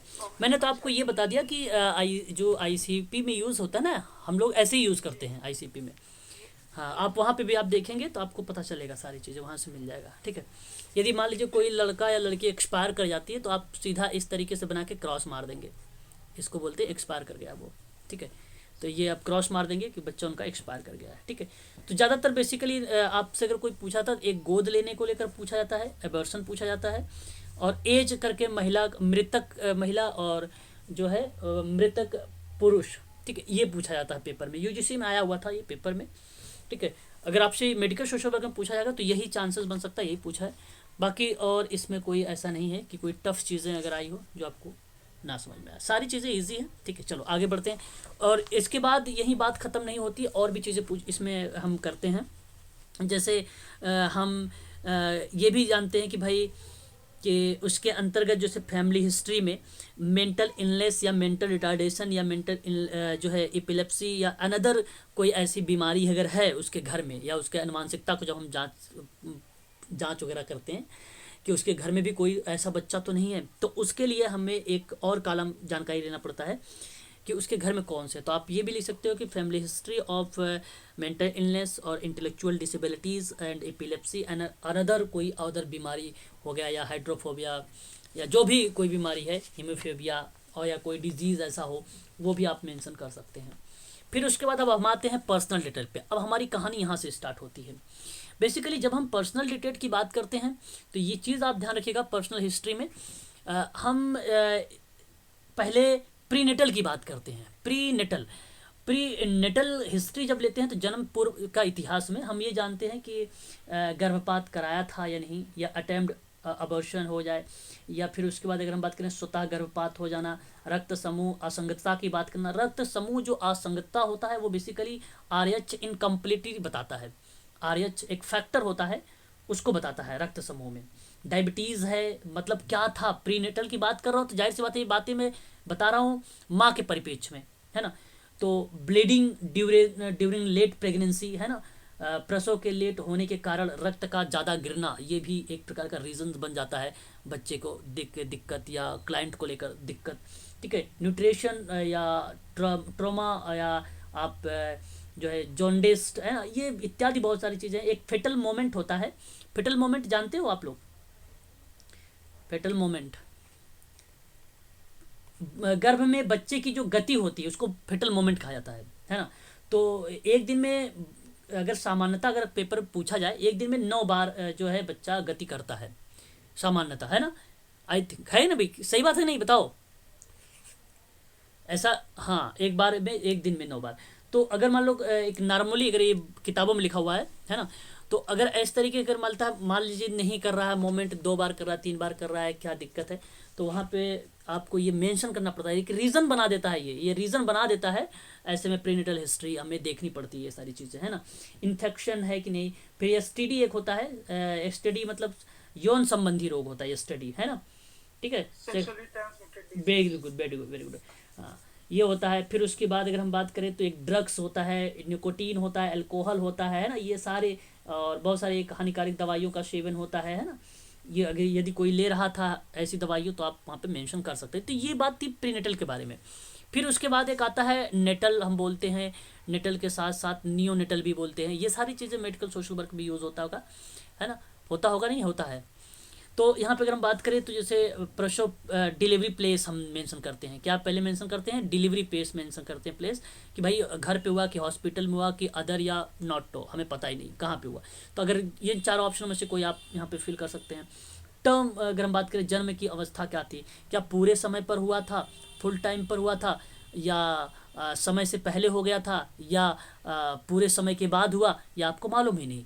तो इस तरीके के भी हमें फॉर्म को फिल करना पड़ता है। लेबर का ड्यूरेशन क्या था, मतलब प्रसव का समय क्या था, नॉर्मल था कि लंबे अवधि तक के लिए थी कि मालूम ही नहीं था, ठीक है। फिर उसके बाद प्रसव के समय कोई महिला को मतलब क्या, जैसे लेबर इन बोलते हैं ना इसको, उस समय कोई महिला थी प्रसव के समय उसके पास या नहीं थी, ऐसे भी करना है। प्रसव के दौरान अगर हम बात करें तो टाइप, यानी प्रसव के टाइप कौन सा था, नॉर्मल था या औजार से, या मतलब औजार का मतलब ये हुआ कि ऑपरेशन से है, ये चीज़ें आपको यहाँ पे मेंशन करना। फिर प्रेजेंटेशन आपको करना है, वहाँ पे बताना है। फिर आपने देखा होगा एक नाभिनाल होता है, तो क्या प्रसव के समय जब हुआ तो क्या बच्चे से नाभिनाल लिपटा हुआ था या नहीं, यस या नो में जवाब देना है आपको, ठीक है। जन्म के समय वजन कितना था उसका, है ना। बेसिकली नॉर्मली अगर हम बात करते हैं तो 2.5 से लेकर 3 kg का होना ज़रूरी है। क्या अगर 2.5 से नीचे था तो आप ये कह देना कि ये लो वेट था, और हाई आप बना सकते हैं 3 के ऊपर भी, ठीक है। तो वेट भी हम मेंशन करते हैं कि बर्थ वेट क्या था। कलर ऑफ द बेबी, तो कलर कैसा था बेबी का शुरुआत में, तो वह भाई पिंक कलर का था कि येलो कलर का था। येलो कलर बेसिकली खून की कमी से होता है, ये तो आपको मालूम होगा ना। और फिर उसके एक नीला होता है, बच्चा नीला कलर की भी होता है। हाँ, जो नीला कलर की अगर हम बात करते हैं तो बच्चे में अगर आप कह सकते हो सांस की दिक्कत हो रही होगी तब जाके नीला कलर हुआ। अत्यधिक अगर पीला होता है तो बेसिकली उसको हम लोग अत्यधिक पीला कर देखते हैं, तो ये भी देखने को मिलता है। तो बच्चे के रंग को भी हमें ध्यान देना पड़ता है ना, यहाँ पर भी ये भी पूछना पड़ता है हमने। फिर उसके बाद श्वसन संबंधी समस्या थी या नहीं थी उसको, नहीं आप लोग कहते हैं आईसीयू वगैरह में चला गया था 10 मिनट के लिए 15 मिनट के लिए बच्चे, तो यह समस्या थी क्या, ये भी मेंशन करें, यस या नो में जवाब मिलेगा आपको। मल्टी प्रेगनेंसी थी, जुड़वा था या नहीं था। और अगर आप जन्मजात विकृति थी क्या थी, ऐसे में संक्रमण क्या था, दूध पीने संबंधी समस्या हो रही थी, या आप ये कह सकते हैं क्या उस समय उसको सीजर्स आ रहे थे, है ना, सीजर्स मतलब मिर्गी, ऐसे कुछ दौरे या झटके पड़ रहे थे क्या, ये आपको नेटल के दौरान में देखना पड़ेगा। फिर उसके बाद एक आता है पोस्ट नेटल। पोस्ट नेटल ये सारी बातें केवल एक महिला बता पाती है, इसलिए ज़्यादातर इस आईसीपी में हम सत्य तब मानते जब मैंने शुरुआत में बोल दिया था कि संबंध किसका था सेवार्थी के साथ, वो मेंशन करना पड़ेगा आपको। यदि वो माता ये सारी चीज़ें बताती है तो समझो वो केस हिस्ट्री आपने सही लिया है, वह इतिहास आपने सही तरीके से लिया है ना। तो ज़्यादातर बातें जो है इसके बारे में माता ही को ज़्यादा नॉलेज होती है। हालांकि पिता भी सही बताएगा ऐसा नहीं, परंतु जो सही एक्यूरेसी बताती है वो माता ही बताती है ये सारी जानकारी। फिर उसके बाद अगर बात करें तो पोस्ट नेटल के बारे में भी, तो पोस्ट नेटल के बाद मतलब होता है जन्म के बाद का इतिहास हमें लेना पड़ेगा कि जन्म के बाद क्या बच्चे को कोई पीलिया, भाई मान लो यहाँ पे सब नॉर्मल था, यहाँ पे भी नॉर्मल था, बच्चा निकल गया आईसी का या आईडी का, ठीक है, या सीपी का निकल गया, तो ऐसे कंडीशन पे हमें ये भी देखना पड़ता है। तो उसके दौरान क्या होता है, इन्फेक्शन बच्चों को कहीं हुआ तो नहीं, दाने निकलना होता है, पीलिया होता है, फिर बाद में चोट लगना हो सकता है, श्वसन संबंधी समस्या हो सकती है, पोषण संबंधी समस्या हो सकती है, ये बाद की बातें होती है। फिर उसके बाद आपको बता दूं ये जैसे ही समाप्त होता है तो फिर आपको एक इम्यूनाइजेशन से हिस्ट्री चलती है जिसको हम लोग बोलते हैं टीकाकरण का इतिहास, और टीकाकरण का भी इतिहास हम लोग जो है इसमें यूज करते हैं। ये सारी चीज़ें इसमें लिखा हुआ है, यहाँ पे सब कुछ डिटेल लिखा हुआ है। टीकाकरण के इतिहास की बात करें, क्योंकि मैं आप लोगों को समझा रहा हूँ तो इसलिए तोड़ तोड़ के समझा रहा हूँ, एक एक करके बातें समझा रहा हूँ। तो टीकाकरण क्या होता है, टीकाकरण में अगर बात करें तो वहाँ पे पोलियो की बात होती है। पोलियो का टीका जानते होंगे आप लोग, 1 से 3.5 माह में लगता है ना, 3.5 माह पे लगता है। तो इसमें आपको यूज़ करना पड़ेगा, एक शब्द यूज़ होता है, जैसे एक होता है प्राइमरी, एक होता है बूस्टर, एक होता है अगर हम बात करें तो किसी टीका से बच्चे का कुप्रभाव पड़ना, है ना, उसको बताता है, तो हम इसको भी यूज करते हैं। जन्म के समय हम मालूम होगा कि टीका बीसीजी लगता है ना, नहीं बीसीजी तो 25 दिन में लगता है ना, बीसीजी 25 दिन में बीसीजी का लगता है। डीपीटी अगर बात करते हैं तो 1.5 महीने पर लगता है काली खांसी के लिए, और काली खांसी के लिए गले के अंदर जो दाने निकलते हैं उसके लिए भी एक इंजेक्शन लगती है। फिर एक टिटनस लगता है, एमएमआर जिसको मिजल्स मल्स रुबेला कहते हैं, ये लगता है ना। हेपेटाइटिस बी लगता है, हेपेटाइटिस बी जो होता है लीवर के लिए लगता है ना, लीवर के लिए लगता है ना, याद रखेंगे आप लोग ये भी, ठीक है। बैसिलस जो है कॉलमेटी जो है गुइरीन कहा जाता है बीसीजी को, है ना, बीसीजी को कहा जाता है, ये भी ध्यान रखेंगे। तो ये टीके के बारे में आप जानकारी रखेंगे, फिर टीके कौन कौन से लगे थे। फिर उसके बाद डेवलपमेंटल एक हिस्ट्री होती है, ये काफ़ी भूमिका होती है डेवलपमेंट हिस्ट्री में भाई, जिसको हम लोग मील का पत्थर बोलते हैं, विकासात्मक इतिहास बोलते हैं इसको, कि भाई मोटर माइलस्टोन क्या था, मतलब गामक संबंधी मील का पत्थर क्या था उसके बारे में। जैसे हेड कंट्रोल बेसिकली 2 से 4 महीने में होता है बच्चे का, ये तो आपको मालूम होगा, 2 से 4 माह के लिए होता है। फिर सेटिंग आपको मालूम होगा 7 महीने, तो एग्ज़ाम में आप देख सकते हैं, आपको हो सकता है 5 से 10 मिल जाए ऑप्शन में, तो इनके बीच में जो आएगा वो आपका क्या बन जाएगा, सेटिंग बन जाएगा, स्टैंडिंग बन जाता है, वॉकिंग हो जाता है, स्पीच एंड लैंग्वेज के बारे में, बबलिंग कितने महीने में कर लिया था, फर्स्ट वर्ड कब बोला था, 2 वर्ड्स फ्रेजेस कब बोले थे, सेंटेंस कब बोला था, ये सारी चीज़ें हमें देखना पड़ता है स्पीच एंड लैंग्वेज में। फिर एप्टीट्यूड होता है, एप्टीट्यूड मतलब अनुकूलन होता है, मतलब सामान्य खतरों से बचाव कर लेता है कि नहीं कर लेता है, कितने माह में कर रहा था, है ना। कुछ अल्फ़ाबेट अक्षर को पढ़ लेता है कि नहीं पढ़ लेता, राइटिंग फ्यू वर्ड या अल्फ़ाबेट भी आप कह सकते हो, है ना। पर्सनल सोशल की बात करेंगे, क्या वो स्माइल एट अनदर, मतलब दूसरों को देखकर मुस्कुरा रहा था, रिस्पोंडेड टू नेम, मतलब अपने नाम जैसे लेते थे तो क्या वो प्रतिक्रिया कुछ जाहिर कर रहा था, जैसे आप लोग घर में बच्चों को बुलाते होंगे जब नाम से, तो जाहिर से कुछ ना कुछ मुस्कुराता होगा, प्रतिक्रिया करता होगा, रिस्पॉन्स देता होगा। तो ये बेसिकली सोशल है, ये एक्टिविटी है, सोशल एक्टिविटी हो जाती है, पर्सनल सोशल एक्टिविटी, ठीक है। फीडिंग सेल्फ यानी स्वयं से भोजन करना, कर लेता नहीं कर लेता, बेसिकली 30 से 36 महीने यानी 3 साल का बच्चा अगर है तो जाहिर सी बात है स्वयं से भोजन कर लेना चाहिए, यदि नहीं तो डेवलपमेंटल डिले है उसका, ठीक है। ये आप कह सकते हैं। स्वयं से कपड़ा पहन लेता है कि नहीं पहन लेता है, टॉयलेट कंट्रोल है कि नहीं है ना, ये सारी चीज़ें आप देख सकते हैं इसमें। फिर उसके बाद स्कूल हिस्ट्री हो जाती है ना, ये चीज़ें आ जाती हैं। बहुत बड़ा होता है अगर ICP की बात करें, इसको अगर मैं क्लास लो तो कम से कम 1-1.5 घंटा चला जाएगा इस पर, बस मैं अब मोटा मोटा आप लोगों को बता देता हूँ, ठीक है। ये चीज़ें आप लोगों को ध्यान रखना। फिर प्ले का लेना है आपको, फिर उसके बाद लैंगिक इतिहास भी आप लोगों को लेना है ना, लैंगिक इतिहास, ठीक है, लैंगिक इतिहास भी आप लोगों को लेना होगा। फिर उसके बाद ऑक्यूपेशनल हिस्ट्री की बात करनी होगी, व्यावसायिक इतिहास के बारे में ना, पूर्व व्यावसायिक प्रशिक्षण क्या था, व्यावसायिक प्रशिक्षण क्या था, रोजगार क्या है, रोजगार कितने दिन तक किया है, रोजगार कार्य का निष्पादन कैसे करता, अच्छा करता है कि फायर करता है कि पुअर करता है, कैसा करता है बच्चा कार्य वगैरह, ये आपको मेंशन करना पड़ेगा। होम इन्वायरमेंट जब आप मेंशन करेंगे तो परिवार के सहभागिता को भी शामिल करेंगे उसमें, सेवार्थी की व्यक्तिगत आवश्यकताओं की पूर्ति कैसे हो रही है कि नहीं हो पा रही, क्या दिक्कत है, शैक्षणिक गतिविधियों के बारे में आप बात करेंगे, है ना, ये सारी चीज़ें आपको मेंशन करना पड़ेगा। फिर उसके बाद सोशल इन्वायरमेंट की बात करेंगे, पड़ोसियों के साथ मिल मिलाव सही है कि नहीं है, ठीक है, परिवार के लोगों के साथ आना जाना है कि नहीं है, सामान्य है, परिवार के लोग कभी बाहर घूमने जाते हैं कि नहीं जाते हैं, सामाजिक आर्थिक क्रियाकलाप में भाग लेते हैं कि नहीं लेते हैं, ये सारी चीज़ें आपको मेंशन करनी पड़ेगी, ठीक है। तो ये था आपका। फिर उसके बाद जो लास्ट में आता है मैनेजमेंट आता है, लास्ट में क्या आता है, मैनेजमेंट आता है। यहाँ पे देखिए मैनेजमेंट है कि नहीं है शायद, आई थिंक आपको बता दूँ यहाँ पे मैनेजमेंट होता है एक। तो देखिए यहाँ पे सब कुछ लिखा, मैंने स्कूल वगैरह बता रहा था, बर्थ सर्टिफिकेट, स्कूल सर्टिफिकेट, ये सारी चीज़ें आपको करना पड़ता है। यहाँ पे देखिए एक जब मैनेजमेंट आप बनाते हैं लास्ट में, तो मैनेजमेंट क्या होता है, अगर हम बात करें, जैसे आपने अभिभावक का परामर्श आप लिख सकते हैं, है ना। फिर ST PT मनोवैज्ञानिक परीक्षक होते हैं ना, वो भी मेंशन कर सकते हैं, विशेष शिक्षक, social worker, special educator, occupational therapy, ठीक है, इन सब को क्या करेंगे आप मेंशन कर सकते हैं। तो ये चीज़ें थी, आपको ये ध्यान रखना होगा। तो इस तरीके से आपने ये देखा कि बच्चे के समग्र विकास की बात मैं कर रहा था। तो समग्र विकास जो सुनिश्चित किया जाता है वो ICP के माध्यम से किया जाता है। उसकी ज़रूरतों को देख, तब हमें पता चलता है उसकी व्यक्तिगत ज़रूरत क्या थी, चिकित्सक ज़रूरत क्या थी, भावनात्मक ज़रूरत क्या थी, तब जाके आपको ये सारी चीज़ें मिल जाती है। तो यहाँ पर हम लोग इसको जो है यूज़ करते हैं, व्यक्तिगत देखभाल योजनाएँ। स्पष्ट हुआ? एक बार कन्फर्म कर दीजिए मुझे, फिर मैं आगे बढ़ूँ। कुछ पूछना है इसमें पूछ लीजिए, अगर कुछ पूछना है आप लोगों को। तो नहीं पूछना है, फिर चले आगे। देखिए उसके बाद अगर देखा जाए तो बच्चे द्वारा प्रस्ताव क्या होते हैं?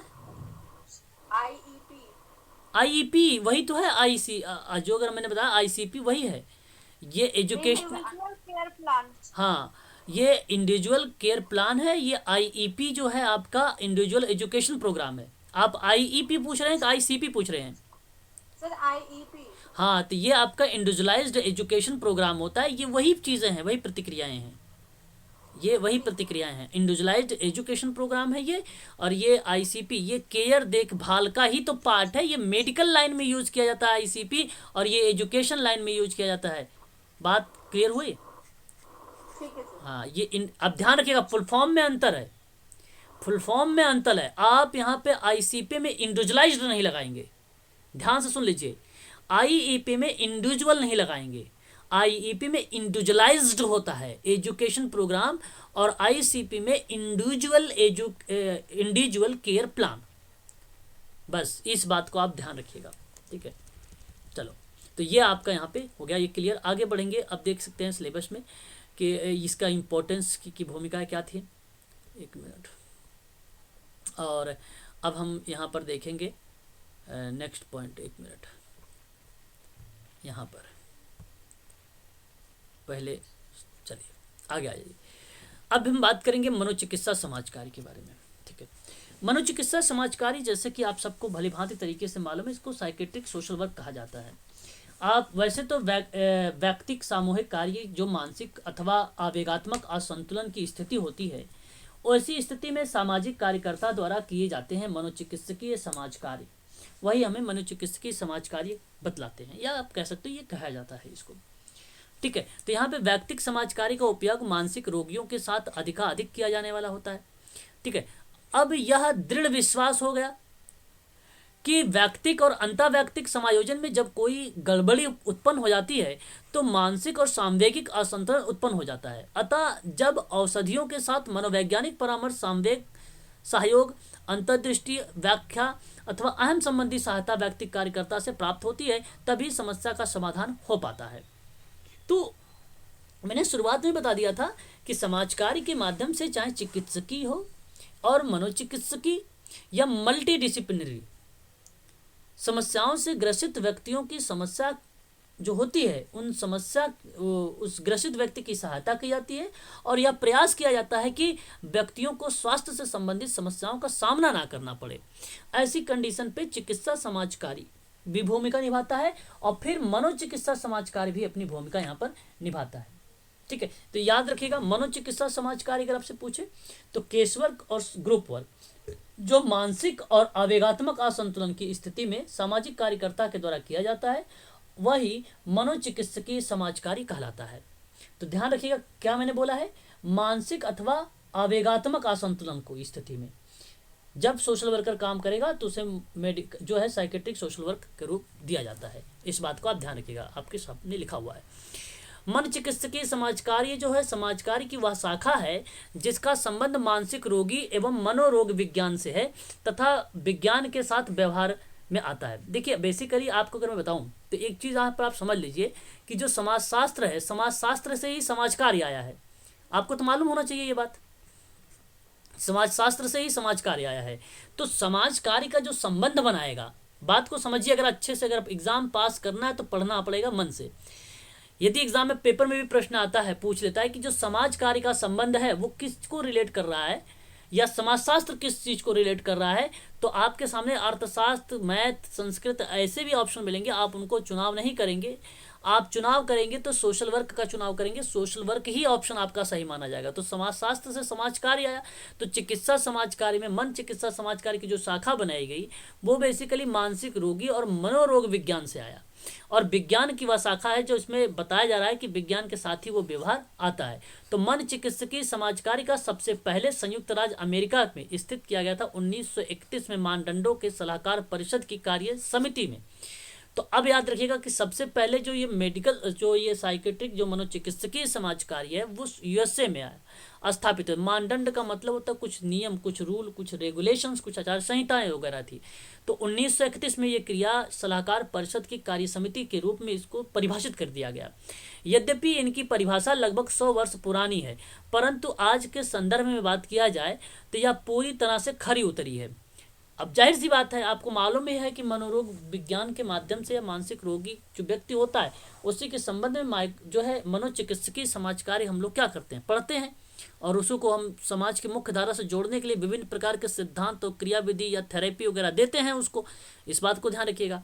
तो इस परिभाषा के अनुसार कहा गया कि मनोचिकित्सकीय समाजकार्य की वह शाखा है जिसका विकास मनोरोग विज्ञान के साथ हुआ और इसका प्रयोग ऐसे प्रशिक्षित सामाजिक कार्यकर्ता और व्यक्तियों के द्वारा किया जाता है जो कुछ सीमा तक मन चिकित्सा विज्ञान के ज्ञान से युक्त होते हैं और इस ज्ञान की व्यक्ति समाज कार्य व्यवहार में उपयोग में लाया जाता है।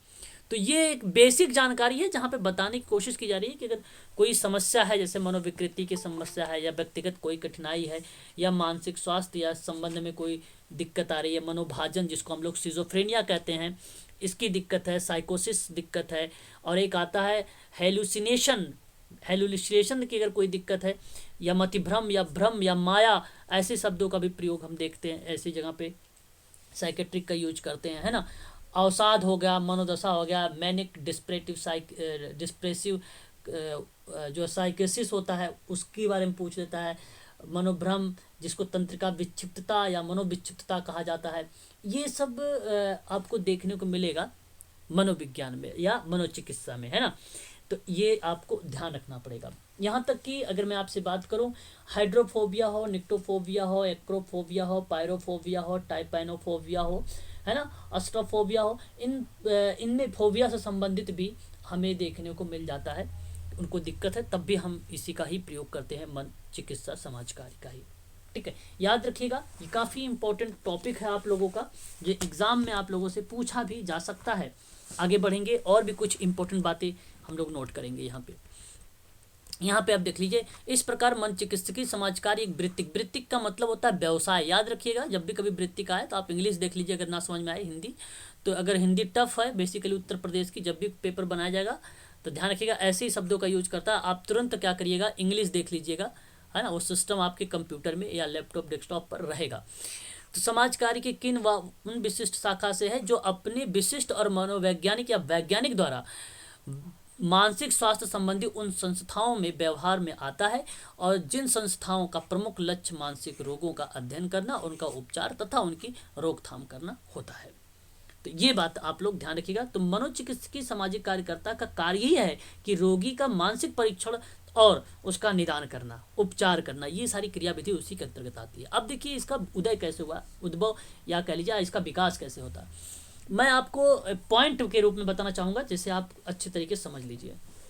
देखिए, चाहो तो आप नोट कर सकते हो क्योंकि इंपॉर्टेंट पॉइंट बताने चल रहा हूँ, ये आप लोगों से पेपर में भी पूछा जा सकता है। देखिए, समाज कार्य के अंतर्गत मनोचिकित्सीय समाज कार्य की शाखा की उत्पत्ति 20वीं शताब्दी के आरंभ में संयुक्त राज्य अमेरिका में हो गई थी, जैसा कि अभी 1931 वाला मैंने आपको बताया था, लेकिन ये बाद की पहले। तो इस माध्यम में बोस्टन साइकोपैथी चिकित्सालय के कार्यरत एक वो थे जिनका नाम था मैरी गैरेट, जिन्होंने मानसिक रोगियों का अंतरंग अध्ययन किया था। तो मैं आपसे कहूँगा कि एक नाम याद करिए, मैरी गैरेट। यहाँ पे जो मैरी गैरेट का नाम मैं बता रहा हूँ, ये मैरी गैरेट ने मानसिक रोगियों का अध्ययन किया और बोस्टन साइकोपैथिक चिकित्सालय में ये कार्यरत थी, मैरी गैरेट। ये पहली पॉइंट।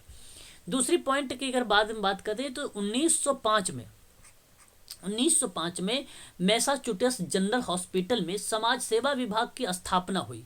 तो आप ये याद रखिएगा कि 1905 में सर्वप्रथम मैसाचुसेट्स जनरल हॉस्पिटल में समाज सेवा विभाग की स्थापना हुई, यह आपको ध्यान रखना है। दूसरी बात है। तीसरी बात अगर मैं आप लोगों से बात करूं यहाँ पर, तो ध्यान रखने वाली बात यह है आप सबके लिए कि न्यूरोलॉजिकल क्लिनिक में रोग को सही निदान और प्रभावी उपचार के लिए नियुक्त किया गया था इनको। तो इसी दौरान में न्यूरोलॉजिकल यूनिक जो है क्लिनिक था, उनके प्रभावी द्वारा एक पूर्वकालिक समाज कार्यकर्ता की भी नियुक्ति की गई थी। तो आप यहाँ पर ये देख सकते हैं, कार्यकर्ता को चिकित्सालय ने न्यूरोलॉजिकल क्लिनिक को चिकित्सालय के न्यूरोलॉजिकल क्लिनिक रोग के सही निदान और प्रभावी उपचार के लिए नियुक्त किया गया था। तो आप देख सकते हैं यहाँ पे कार्यकर्ता को चिकित्सालय में, ठीक है, यूज किया गया था, या उनको एक प्रकार से ये कह लीजिए कि इस कार्यकर्ता को आवश्यक प्रशिक्षण प्रदान किया जाए और कार्यों का अधीक्षण के लिए उसके स्वयं अधीक्षण भी उसके द्वारा स्वयं किया जा सके, उसके बाद अगर हम बात करें तो यहाँ पे आप देख सकते हैं, अगर जब हम भारत की बात करते हैं, इससे पहले एक और बात आती है 1926 की भी। 1926 में क्या हुआ कि मनोचिकित्सकीय समाज कार्यकर्ता चिकित्सालय मानसिक स्वच्छता और बाल निर्देशन क्लिनिक परिवार और बाल कल्याण संस्था इत्यादि में कार्य करने लगे थे। तो ये 1926 में ऐसी बातें हुई थी। 1926 में मनोचिकित्सकीय समाज कार्यकर्ता चिकित्सालय हो गया, मानसिक स्वच्छता हो गया, बाल निर्देशन क्लिनिक हो गया, उसमें भी हम यूज करते हैं। चाइल्ड लाइन एक आपने नाम सुना होगा, ये इसी का पार्ट है। चाइल्ड लाइन बारे में जानते हो कि नहीं? कितने लोग जानते हो चाइल्ड लाइन? चाइल्ड लाइन का संस्थापक कौन है? चाइल्ड लाइन के संस्थापक कौन है? चाइल्ड लाइन की संस्थापक कौन है? सर जीरो बिल्लो मेरिया। Very very very very very good good good good good, बता दिया आप, मैं यही जानना चाह रहा था, सही बता रहा। जीरो बिल्लो मोरिया जो है child line India, basically exam में पेपर में प्रश्न आया और मैं श्योर ये गारंटी लेता हूँ कि हो सकता है ये भी आएगा। इसको IMP करिए और नोट कर लीजिए सबसे फ्रंट पेज पर, ठीक है। तो चाइल्ड लाइन अगर इंडिया के बारे में पूछे फाउंडर कौन है तो जीरो बिल्लो मोरिया का नाम आता है और ये एग्ज़ाम में एक बार पूछा भी जा चुका है।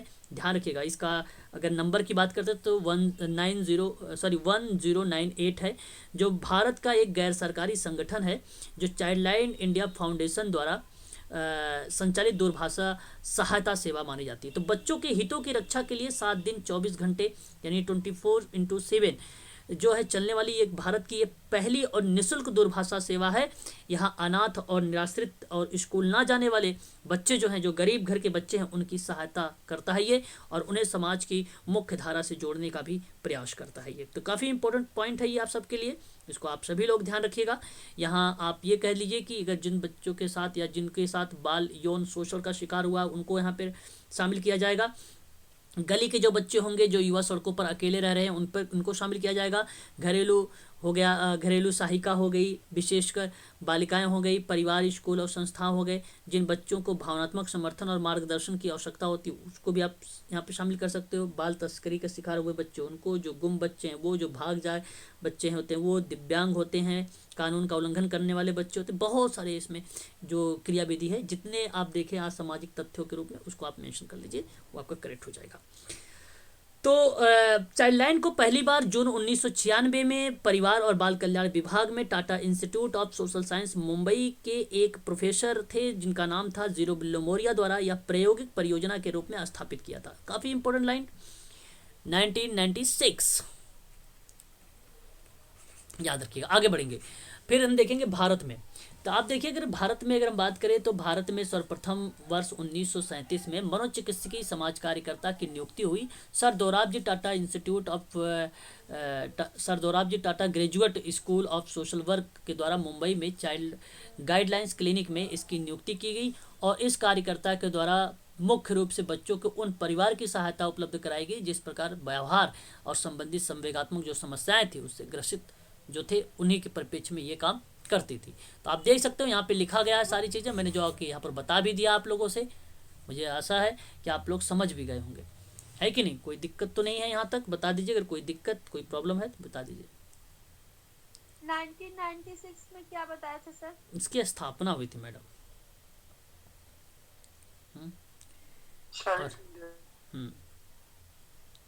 ठीक है, चाइल्ड लाइन इंडिया। और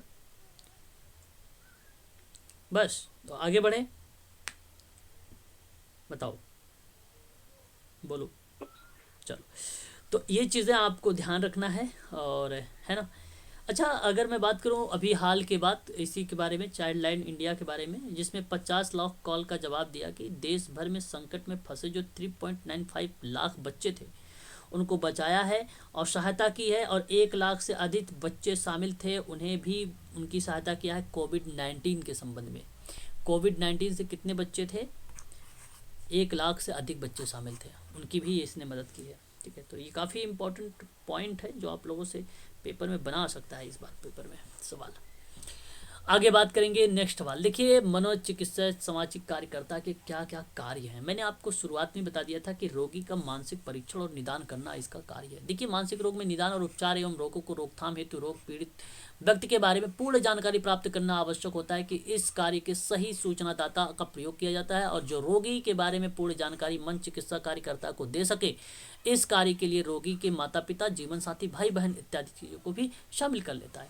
तो बेसिकली रोगी का रोग संबंधी इतिहास जानने के बाद रोगी का मानसिक परीक्षण तथा उसके रोग का निदान किया जाना चाहिए। रोग के निदान के लिए आवश्यक है मनोचिकित्सकीय सामाजिक कार्यकर्ता को और मानसिक रोग की स्वयं भी अच्छी जानकारी हो और मानसिक परीक्षण एवं निदान विभिन्न संस्थाओं के द्वारा भिन्न भिन्न रूप से किया जाता है, इसलिए इसका कोई निश्चित प्रारूप विकसित नहीं किया गया है ना, कोई निश्चित प्रारूप विकसित नहीं किया गया है।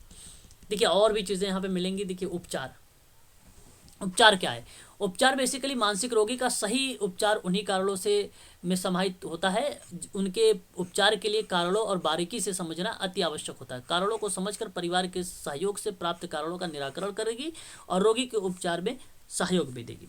तो मैं अगर आपसे बात करूं कि मानसिक रोगियों के बहुत से कारण होते हैं, जैसे व्यक्तिगत हो सकता है, पारिवारिक हो सकता है, सामाजिक हो सकता है, मनोवैज्ञानिक हो सकता है, और इन रोगों का वास्तविक उपचार इन्हीं में ही सन्निहित होता है। हम इनमें अगर इनके जन्मदाता व्यक्तिगत की बात करें, पारिवारिक या मनोवैज्ञानिक कारणों को जानकर उनको दूर करने का प्रयास करते हैं। तो अब हम जानते हैं उनकी समस्याओं को, जब जानेंगे तभी तो उनकी जो उपचार हो पाएगा।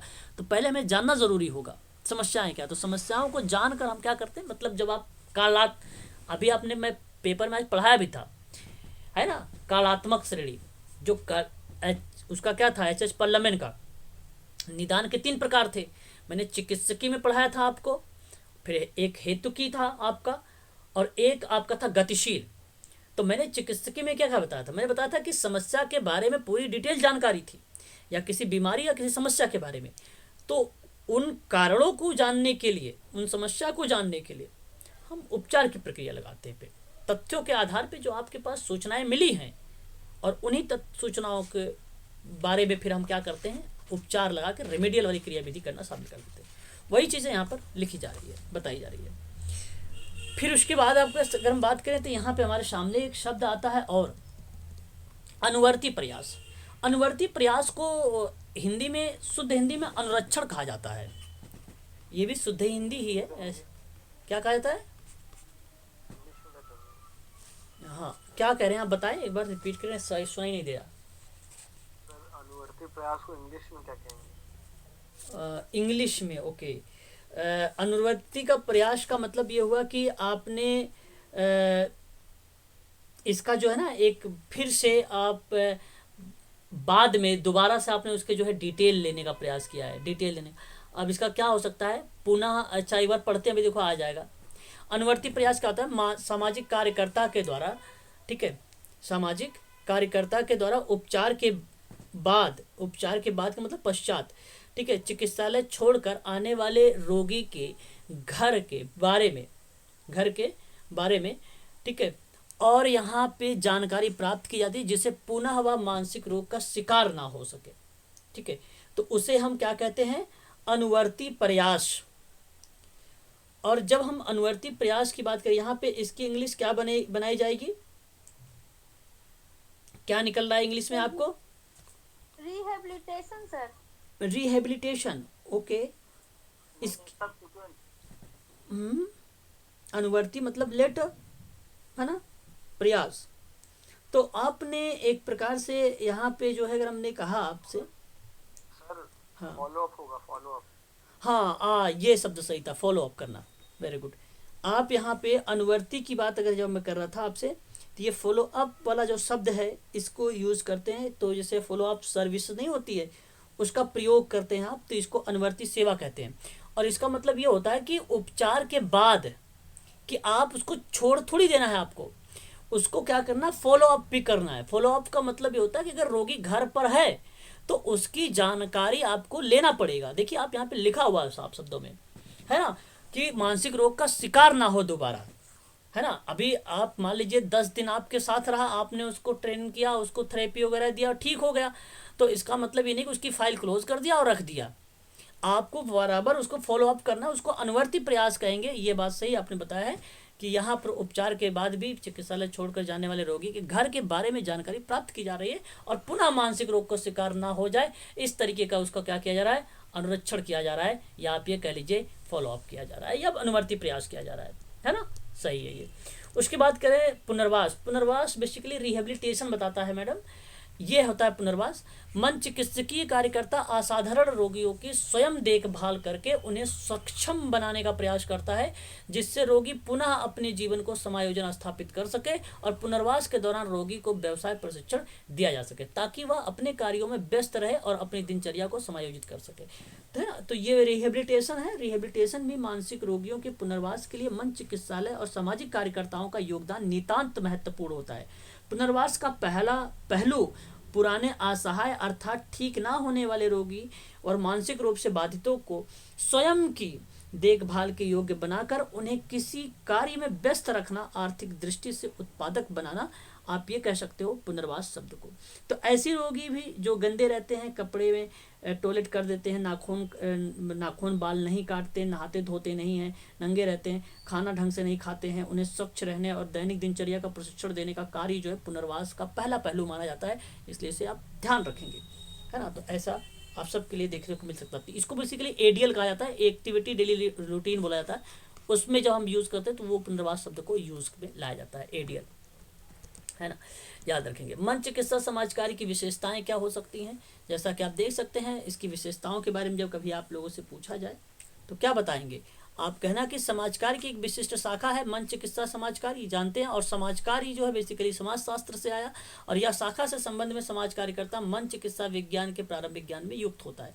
तो ये कार्यकर्ता सामान्यतः उन संस्थाओं में कार्य के माध्यम से मानसिक रुग्णता का मतलब होता है इलनेस यानी बीमारी में व्यक्तियों की सहायता उपलब्ध कराकर मन चिकित्सा या मनोसामाजिक समस्याओं को दूर करने का प्रयास करता है। तो मन चिकित्सकीय समाज कार्य में प्रमुख रूप से वैयक्तिक समाज कार्य की विधि का प्रयोग किया जाता है और आवश्यकता अनुसार कार्यकर्ता अन्य विधियों की सहायता भी कर लेता है। ये चीज़ आप ध्यान रखिएगा। भारत में आप देख सकते हैं किस तरीके से इसको प्रशिक्षण की सुविधा दिया गया। तो भारतवर्ष में मन चिकित्सा समाज कार्यकर्ता के लिए 2 वर्ष का पूर्वकालीन स्नातकोत्तर पाठ्यक्रम मास्टर्स ऑफ सोशल वर्क या master of art in social work उत्तीर्ण करना अनिवार्य होगा और इन पाठ्यक्रम के अंतर्गत उन्हें मनोचिकित्सकीय समाज कार्य में एक विशिष्ट पाठ्यक्रम को पढ़ाना पड़ता है। तो 2 वर्ष की पढ़ना पड़ता है। 2 वर्ष की अवधि में जो है कक्षाओं के अंदर जो है अध्ययन के साथ साथ उन्हें व्यावसायिक प्रशिक्षण भी दिया जाता है। उन्हें 2-3 महीने के लिए किसी मानसिक चिकित्सालय या मानसिक संस्थान में भेजा जाता है। तो ज़रूरी ये नहीं है, आजकल तो मानसिक चिकित्सालय मानसिक संस्थान में तो नहीं करते। बेसिकली कोई एक एनजीओ होता है तो जाकर उसमें क्या कर लेते हैं, इंटर्नशिप कर लेते हैं। 45 डेज़ का है कि नहीं, जिसमें आप लिखते हैं इंडेक्स मीटिंग लिखते हैं, कंकरेंट विजिट लिखते हैं जिसको आप बोलते हैं समवर्ती दौरा, और अगर बात करें तो अनुकूलन दौरा ओरिएंटेशन विजिट होता है वो उसको आप लिख लेते हैं। आईसी लिख लेते हैं जिसको आप इंडिविजुअल कॉन्फ्रेंस बोलते हैं। जीसी की बात करें तो ग्रुप कॉन्फ्रेंस लिख लेते हैं। कम्युनिटी ऑर्गेनाइजेशन होता है। सोशल वेलफेयर एडमिनिस्ट्रेशन भी आप लिखते हैं, जहाँ पे आपने मार्टिन लूथर के बारे में मैंने बताया था पोस्ट कार्ब, उसका भी आप लोग प्रयोग में लाते हैं। सोशल एक्शन बेसिकली बड़े लेवल पर होता है, जब कोई परिवर्तन करते हैं उसके चेंजेस के लिए होता है सोशल एक्शन, है ना। बेसिकली सोशल एक्शन अभी तक इग्नू की जो बुकें आती है उसमें बहुत कम लोग करते हैं, क्योंकि वो कंपलसरी नहीं बताया गया है उसमें सोशल एक्शन। कोई किसी एनजीओ के माध्यम बड़े लेवल परिवर्तन होता है, वो चीज़ें होती हैं। फिर आप बहुत सारी चीज़ें इवेल्युएट वगैरह लिखते हैं, विद्यार्थी का स्वमूल्यांकन लिखते हैं, है ना, व्यक्तिगत कार्य, समूह कार्य, सामुदायिक संगठन, ये सारी आपने पढ़ा होगा 2 वर्षों के पाठ्यक्रम में, है कि नहीं। जर्नल जिसको बोलते हैं, आप लोग भरे थे कि नहीं जर्नल वगैरह? बिना भरे तो डिग्री मिली नहीं होगी, भरे तो जरूर होंगे आप लोग भाई, है ना। चलो अच्छा, राष्ट्रीय स्तर बात करें तो 2 ऐसे संस्थान होती है, जो रांची और दूसरा बेंगलोर में है। मैंने आप लोगों के साथ इसके बारे में पढ़ाया भी था, कल के बारे में मैंने कल पढ़ाया था आप लोगों से, रांची, है ना, संस्था के बारे में। तो कब उसकी स्थापना हुई थी रांची वाले का? जो रांची मानसिक रोग अस्पताल था अधिगृहित किया गया था 1954 में, 1954 में बताया था ना कल। नोट कर लिया करें आप लोग, अगर नहीं नोट करेंगे तो दिक्कत हो जाएगी। और जहां आप पहले DPSW diploma in psychiatric social work तथा अब एमफिल की उपाधि भी प्राप्त की गई है। अभी आप लोगों को मैंने बताया भी था कि सोशल वर्क में अगर आपको सोशल वर्कर बेसिकली लेकर UGC का एक पेपर पूछ लिया था 2022 में, तो उस ऑप्शन में एमफिल लिखा हुआ था है ना, साइकेट्रिक एक सोशल वर्कर का जो कोई कहा जाता है मनोचिकित्सकीय में, तो उसमें एमफिल उपाधि जो थी वो सही माना था, इसलिए आपको भी ये सही मानना पड़ेगा। अभी जो 1 अक्टूबर 2022 को पेपर हुआ था उसमें ये प्रश्न पूछा गया था, और देखिए यहाँ पे लिखा हुआ भी है ना, तो ये याद रखिएगा। मन चिकित्सकीय सामाजिक कार्यकर्ता का राष्ट्रीय स्तर पर संगठन है जिसका स्थापना राज्य, अगर बात करें डॉक्टर R.K. उपाध्याय द्वारा 1970 में की गई, और संगठन का नाम था भारतीय मन चिकित्सा की स्थापना। तो ये था बेसिकली जो मैंने भी आपको बताया, भारत सरकार ने रांची मानसिक रोग अस्पताल की जो अधिग्रहित हुई वाली बात हुई है वो 1954 की थी। यहाँ पे डॉक्टर R.K. उपाध्याय की जब बात होगी, रांची के डॉक्टर हैं R.K., और इन्होंने संगठन का नाम क्या किया था, भारतीय मन चिकित्सा की स्थापना की थी 1970 में। इस बात को आप ध्यान रखिएगा। यहाँ पर वही मानसिक स्वास्थ्य और समाज कार्य के क्षेत्र में शोध अध्ययन को प्रोत्साहन दिया गया, इसमें भी रिसर्च पर फोकस किया गया। मानसिक स्वास्थ्य का अर्थ अब देखेंगे थोड़ा सा, क्या चीज़ें हैं मानसिक स्वास्थ्य। यहाँ पर देखिए, मानसिक स्वास्थ्य तो आप लोगों को मालूम होना चाहिए कि मानसिक स्वास्थ्य का मतलब होता है, वैसे अगर हम बात करें तो वैसे अधिगामित व्यवहार से होता है जो सामाजिक रूप से अनुकूल या अनुकूलित होते हैं, जो व्यक्ति को अपनी जिंदगी के साथ पर्याप्त रूप से सामना करने की अनुमति देता है। तो एक विद्वान थे कार्ल मानिंगर, जिन्होंने कहा था कि मानसिक स्वास्थ्य अधिकतम प्रसन्नता और प्रभावशीलता के साथ संसार और स्वयं में प्रत्येक दूसरे व्यक्ति के प्रति मानव और किया जाने वाला समायोजन होता है। तो वो बताया गया था, है ना। तो इसको आप सभी लोग जो है ध्यान रखिएगा। तो यहाँ पे देखिए, व्यक्ति के शरीर में मस्तिष्क का महत्वपूर्ण स्थान है, क्योंकि व्यक्ति जो भी कार्य करता है वह अपने मस्तिष्क के संकेत पर करता है, मन के अनुसार करता है। जब तक हमारा मन स्वस्थ नहीं रहता तब तक हम किसी भी कार्य को ठीक से नहीं कर सकते हैं, है कि नहीं। और जिन लोगों का मस्तिष्क स्वस्थ नहीं रहता है वे जीवन की विभिन्न परिस्थितियों का सामना सफलतापूर्वक नहीं कर पाते हैं, और वे सदा एक प्रकार के मानसिक उलझन और परेशानी में रहते हैं। तो इसका कारण ये हुआ कि मानसिक दुर्बलता या किसी भी प्रकार का विकार हो सकता है। ये चीज़ें भी आपको ध्यान रखनी पड़ेगी। स्पष्ट हुआ, बताइए। हाँ, तो याद रखिएगा। तो यहाँ पे आप सभी लोगों को ध्यान रखना है, भारत के तमिलनाडु, जिसको आपको बता दो एक चीज़, भारत के तमिलनाडु चेन्नई में सबसे पहले स्टेला मैरिस कॉलेज 1 वर्षीय प्रशिक्षण था प्राप्त हुआ। महिला चिकित्सा समाज कार्यकर्ता की नियुक्ति की गई, और भारत में Tata institute of social science ने स्नातकोत्तर स्तर पर मनोचिकित्सकीय समाज कार्य का प्रशिक्षण प्रारंभ किया। भारत में सबसे पहले मनोचिकित्सकीय सामाजिक कार्यकर्ता की नियुक्ति बम्बई में चाइल्ड गाइडेंस क्लिनिक में की गई थी। आप जानते हैं, बोस्टन में सामाजिक कार्यकर्ता के द्वारा मानसिक रोगियों के कारणों को समझने के लिए जन शिक्षण का कार्यक्रम चलाया गया था। मनोचिकित्सकीय समाज कार्य का सर्वप्रथम अमेरिका के वहां के मानदंडों की सलाहकार परिषद की कार्य समिति में इसको परिभाषित किया गया था 1930 में। तो ये कुछ पॉइंट थे जो मैंने आप लोगों को भी बताए हैं, इसको आप लोगों को ध्यान रखना पड़ेगा। एक बार जरा जी सर, क्या कह रहे हैं आप? सर ये चेन्नई वाला रिपीट कर दीजिए एक बार।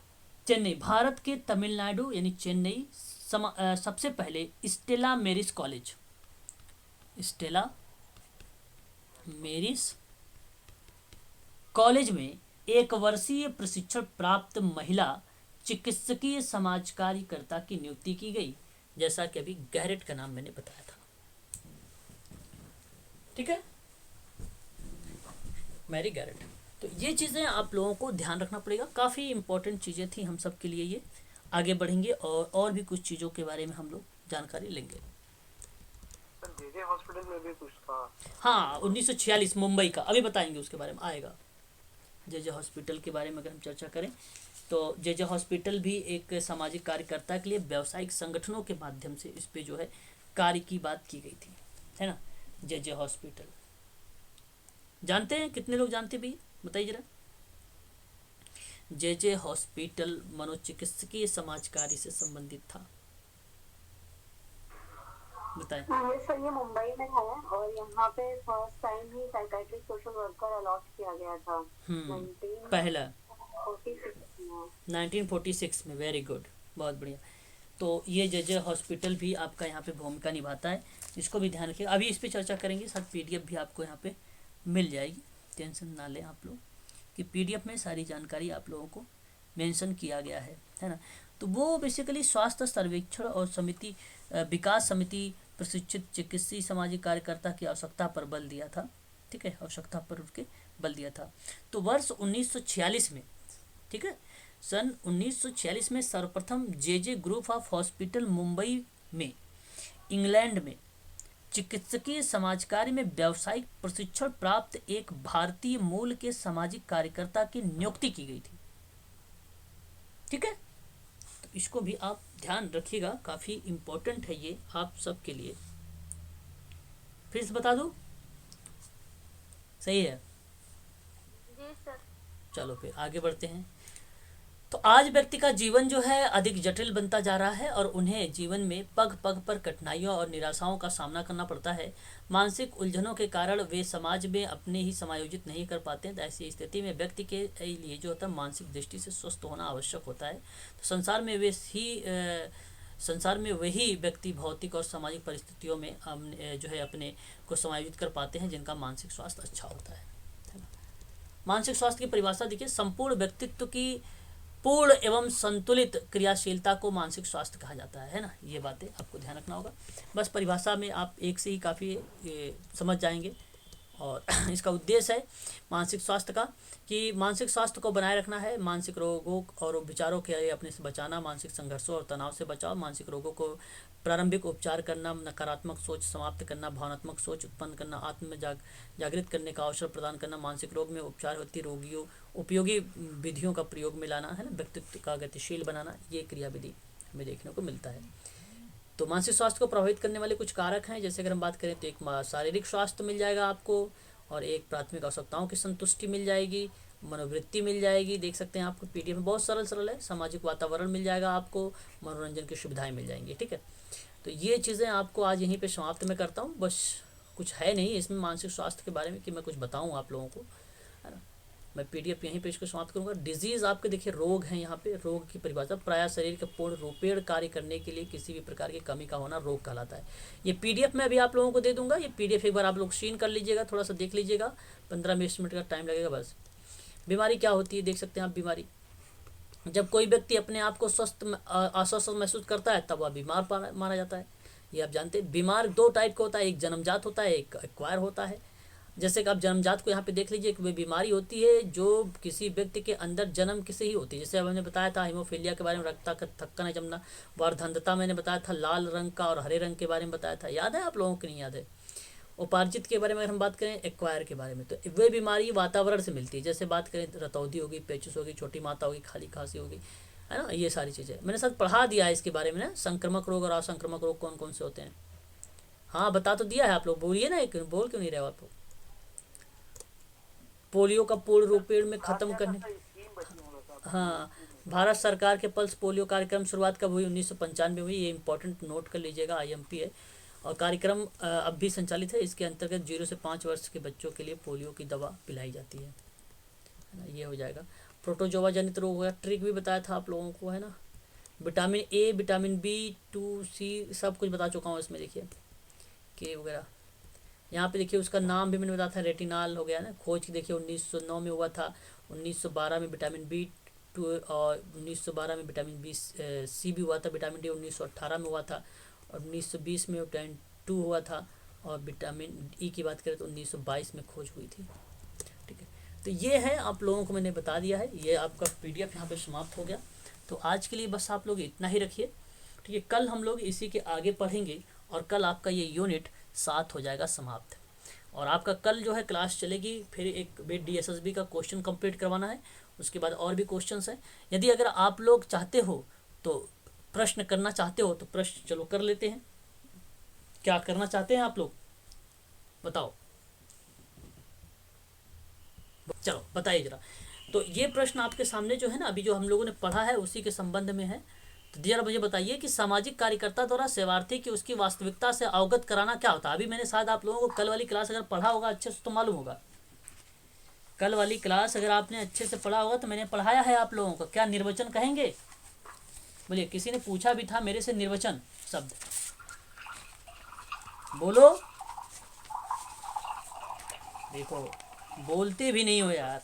ऑप्शन नंबर डी, कैसे फिर पढ़ाई हो पाएगी यार? Option number D is the right answer हो जाएगा क्वेश्चन नंबर। अब मैं ही सब कुछ बोलूँ, मैं ही सब कुछ करूँ तो भाई कैसे काम चलेगा? अकेले इंसान थोड़ी कुछ करेगा। आप लोग भी थोड़ा सा मदद करो। बताइए क्वेश्चन नंबर 2, कार्यकर्ता द्वारा सेवार्थी को बार बार यह आश्वस्त कराता है कि वह स्वस्थ एवं समस्या रहित हो सकता है, बताओ क्या कहलाएगा? तदात्मीकरण, सरलीकरण, पुनर्सत्तावना या अंगीकरण? प्रस्तावना कर। ओके, बिल्कुल। अगर ये आप लोग क्वेश्चन नंबर 2 का सही जवाब बी दे रहे हैं, पुनर्सत्तावना, तो ऑप्शन नंबर सही जा रहा है आपका यहाँ पर बी। क्वेश्चन नंबर 3 देखिए, सामाजिक कार्यकर्ता द्वारा रोगी की समस्या एवं व्यवहारों का विश्लेषण अपने ज्ञान तथा अनुभव के आधार पर किया जाना क्या कहलाता है? संप्रेषण, ऑप्शन नंबर सी कहलाता है। रोगी की समस्या व्यवहार विश्लेषण अपने ज्ञान और अनुभव के आधार पर किया जाने वाला क्या कहलाता है? संप्रेषण कहलाता है। ऑप्शन नंबर आपका सी करेक्ट रहेगा। भारतीय समाजकारी सम्मेलन का 11वां अधिवेशन कहाँ हुआ था? देखिए ये प्रश्न कितना अच्छा हो गया।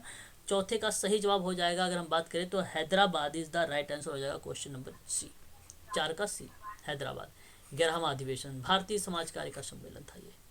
भारतीय समाजकारी सम्मेलन का 11वां अधिवेशन कब हुआ था? क्वेश्चन नंबर 5 में देखेंगे तो आपको मिलेगा 1959, आपका सही जवाब ऑप्शन नंबर डी। 2 प्रश्न आपको देखो बहुत सही तरीके से मिले फैक्ट के रूप में, अच्छे प्रश्न है, आप लोगों से पेपर में पूछे भी जा सकते हैं। समाजशास्त्री ए कैनन की जो है चिकित्सकीय समाजकारी की कितनी पद्धतियों का उल्लेख किया है? क्वेश्चन नंबर 6 आपके सामने है, आप मुझे जरा बताएं कितनी पद्धतियों का प्रयोग किया है। बात है चिकित्सा समाजकारी का, नाम है कैनन। 3 पद्धति, नंबर 1 सहायता, नंबर 2 सूचना, नंबर 3 बोलिए जरा एक बार, संवेगात्मक प्रकटन का अवसर। याद रहेगा तीनों? बोलिए कैसी ऑप्शन में है 3? बोलो तो सही। हाँ, सी। एमक की स्थिति आने पर व्यक्ति में विकसित क्या होता है बताइए?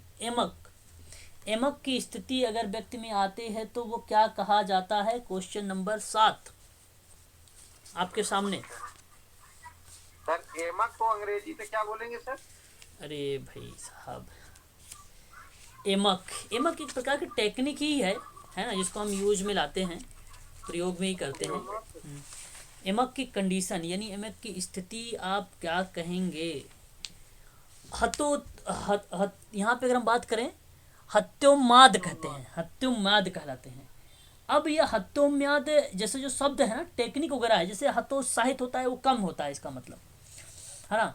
तो किसी चीज को कम करना है, किसी समस्या को अगर आपको कम करना होता है, मतलब कहा कि भाई विद्यार्थी की समस्या का हतोत्साहित कर देना है, मानसिक रोगों को हतोत्साहित कर देना है, तो यहाँ जो एमक शब्द का प्रयोग होता है वो बेसिकली समस्याओं के समाधान में किया जाता है, पुनर्स्थापन की प्रक्रिया में किया जाता है। तो ये सामूहिक समाजकार्य की प्रणाली के प्रयोग के दौरान हम इसका यूज में लाते हैं।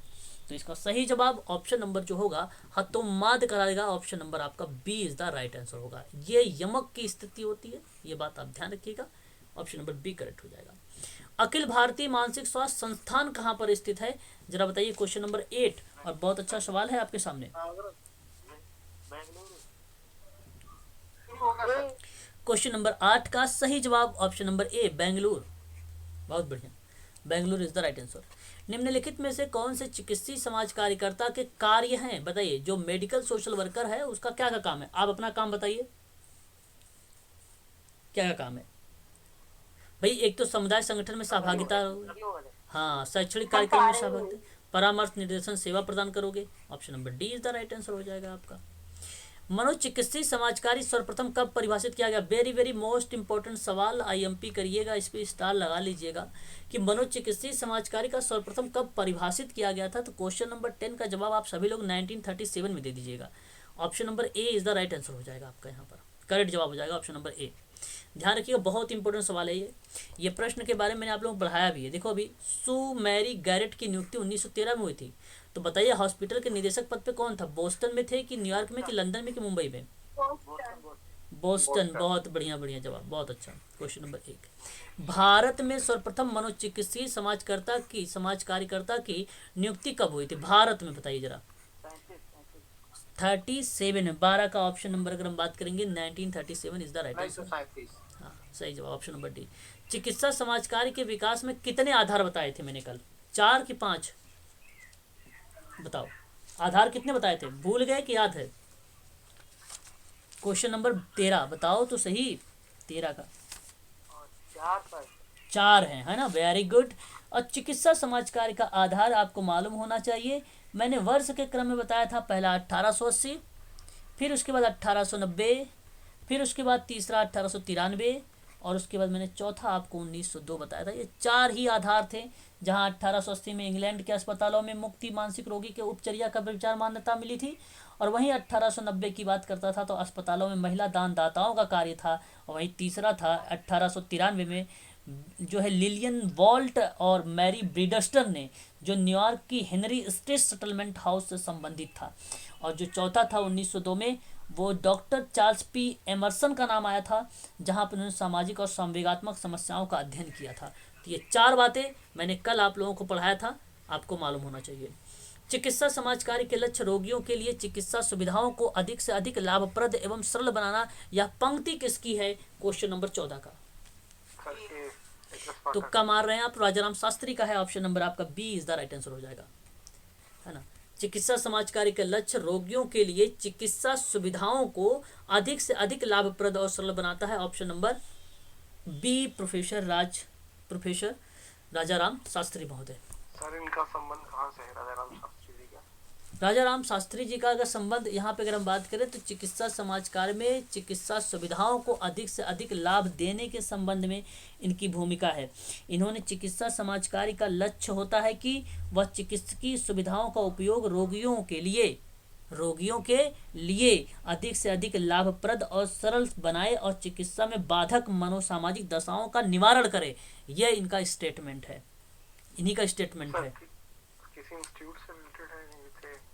नहीं, ये विद्वान है, ये विद्वान है, ये चिकित्सा, हाँ, ये राजाराम शास्त्री महोदय विद्वान है। इन्होंने अपनी परिभाषा दिया है, इनकी परिभाषा ये है, ठीक है। ये चीज़ आपको तो ध्यान रखना पड़ेगा, काफ़ी इंपॉर्टेंट चीज़ें हैं आपके लिए, ये आप ध्यान रखिएगा, क्योंकि ये राजाराम शास्त्री महोदय का भूमिका यहाँ पे आ रहा है, ठीक है, परिभाषा के रूप में, ठीक है। अमेरिका का समाज कार्यकर्ता का राष्ट्रीय संघ की बात किया जाए, शायद मैंने परिभाषा भी तो मेंशन किया है पीडीएफ में। पीडीएफ नहीं पढ़े क्या आपने कल? चिकित्सा समाज कार्य वाली पढ़ लेना एक बार जरूर, कल मैंने भेजा है, तो ये उसकी पीडीएफ में लिखा हुआ है इसकी परिभाषा। भारत में चिकित्सीय समाज कार्य की अवधारणा कहाँ से प्रेरित थी? जापान से, इटली से, फ्रांस से, यूएसए से? अरे भाई यार क्या बात है। क्वेश्चन नंबर अगर आपने 15 का मुझे सी जवाब दिया है तो बहुत अच्छा जवाब दिया है। Option number C is the right answer. Tata graduate school of social work की स्थापना कब हुई है? 1936 में। किसने किया है? सर दोराब जी, वेरी गुड। और निदेशक प्रथम कौन थे? सर वर्तमान में कौन है? साधनी भारत। नाम परिवर्तित कब हुआ TISS में? नहीं 45, 1945, 45। भारत में सर्वप्रथम सामाजिक चिकित्सीय समाज कार्यकर्ता की नियुक्ति कहाँ हुई थी? भारत में सर्वप्रथम सामाजिक चिकित्सीय समाज कार्यकर्ता ग्रुप ऑफ हॉस्पिटल मुंबई। अभी आप लोगों में से बताया भी है किसी ने, 1946, ठीक है। सम्मिलित करिए जरा आधार बताइए। 1980 में पहला आधार था, मैंने पढ़ाया था। 1880 में पहला आधार था, दूसरा 1890 में दूसरा था, तीसरा आधार था 1893 में, याद आ रहा है नहीं, और चौथा था 1902 था, 1920 था, 1902 था ना?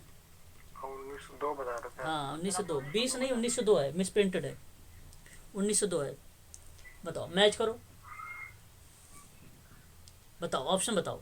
ए का 3, बी का ए, ओके, ए इज द सही, पहला करेक्ट, हाँ ए करेक्ट है। चलिए जरा मुझे बताइए 1955 में क्या हुआ था? क्वेश्चन नंबर 19 का अगर हम बात करें, 1955 में क्या हुआ था? यहाँ पे देखिए, स्वैच्छिक क्षेत्र भारतीय मानसिक स्वास्थ्य परिषद हुआ था स्थापित। 1954 में, अभी 1954 में मैंने शायद आप लोगों को पढ़ाया है, अभी बताया है आप लोगों से, ये मनोबाधित बाल आवासीय विद्यालय था। और 1944 की बात करें, 1954 की, तो मानसिक हीन ग्रस्ता बाल गृह है जो मुंबई में है। और 1956 में अखिल भारतीय मानसिक स्वास्थ्य संगठन जो बेंगलोर में है। तो ए का 4, बी का 2, सी का 2 है ना, सी का 2 है, बी का कितना भाई, बी का 1 है, बी का 1, सी का 2 और डी का 3। तो 4 1 2 3, 4 1 2 3, 4 1 2 3 ऑप्शन नंबर सी में देख लीजिए है, ऑप्शन नंबर सी में। क्वेश्चन नंबर 20, आज का ये 20 प्रश्न है, देख लीजिए। भारत में सर्वप्रथम 1937 में मनोचिकित्सीय सामाजिक कार्यकर्ता की नियुक्ति की गई थी, यस या नो में जवाब दीजिएगा। हाँ। दूसरा, 1950 के दशक में Tata institute of social science में स्नातकोत्तर पर मनोचिकित्सीय समाज कार्य का प्रशिक्षण प्रारंभ हुआ था, हाँ या ना में जवाब दीजिएगा। 20 का हुआ था ना, वेरी गुड, सही। राष्ट्रीय स्तर पर मनोचिकित्सकीय प्रशिक्षण से संबंध में संस्थान हैदराबाद तथा दिल्ली में स्थित है, बोलिए। हैदराबाद में है ना, दिल्ली में थोड़ी ना है। तब किसी ने कह रहा है कि हाँ, यस भाई, आपका केवल यहाँ पर पहला दूसरा तो दिल्ली में हिबास, क्या, दिल्ली में institute of human behaviour and life sciences. अरे वो हिबास दूसरा है भाई, यहाँ निमित उसकी बात कर रहा है। हाँ, यहाँ आपका हिबास को लेके नहीं चलना है ना, हिबास को लेकर ये प्रश्न है। नेशनल लेवल पर मनोचिकित्सकीय प्रशिक्षण संस्थान हैदराबाद और दिल्ली में स्थित है, तो क्या मनोचिकित्सा प्रशिक्षण से संबंधित, प्रशिक्षण का मतलब होता है ट्रेनिंग देने वाला, है ना, ट्रेनिंग देने वाला प्रशिक्षण, जहाँ पे ट्रेनिंग चलती है, ठीक है। तो ये चीज़ें हैं, बाकी आज के लिए इतना ही रखिए, आज आप लोग इतना ही पढ़िए, कल आप लोगों के और भी प्रश्न करवा देंगे, अब तो प्रश्न ही प्रश्न चलेंगे आप सबके, हैं, ठीक है, चलिए।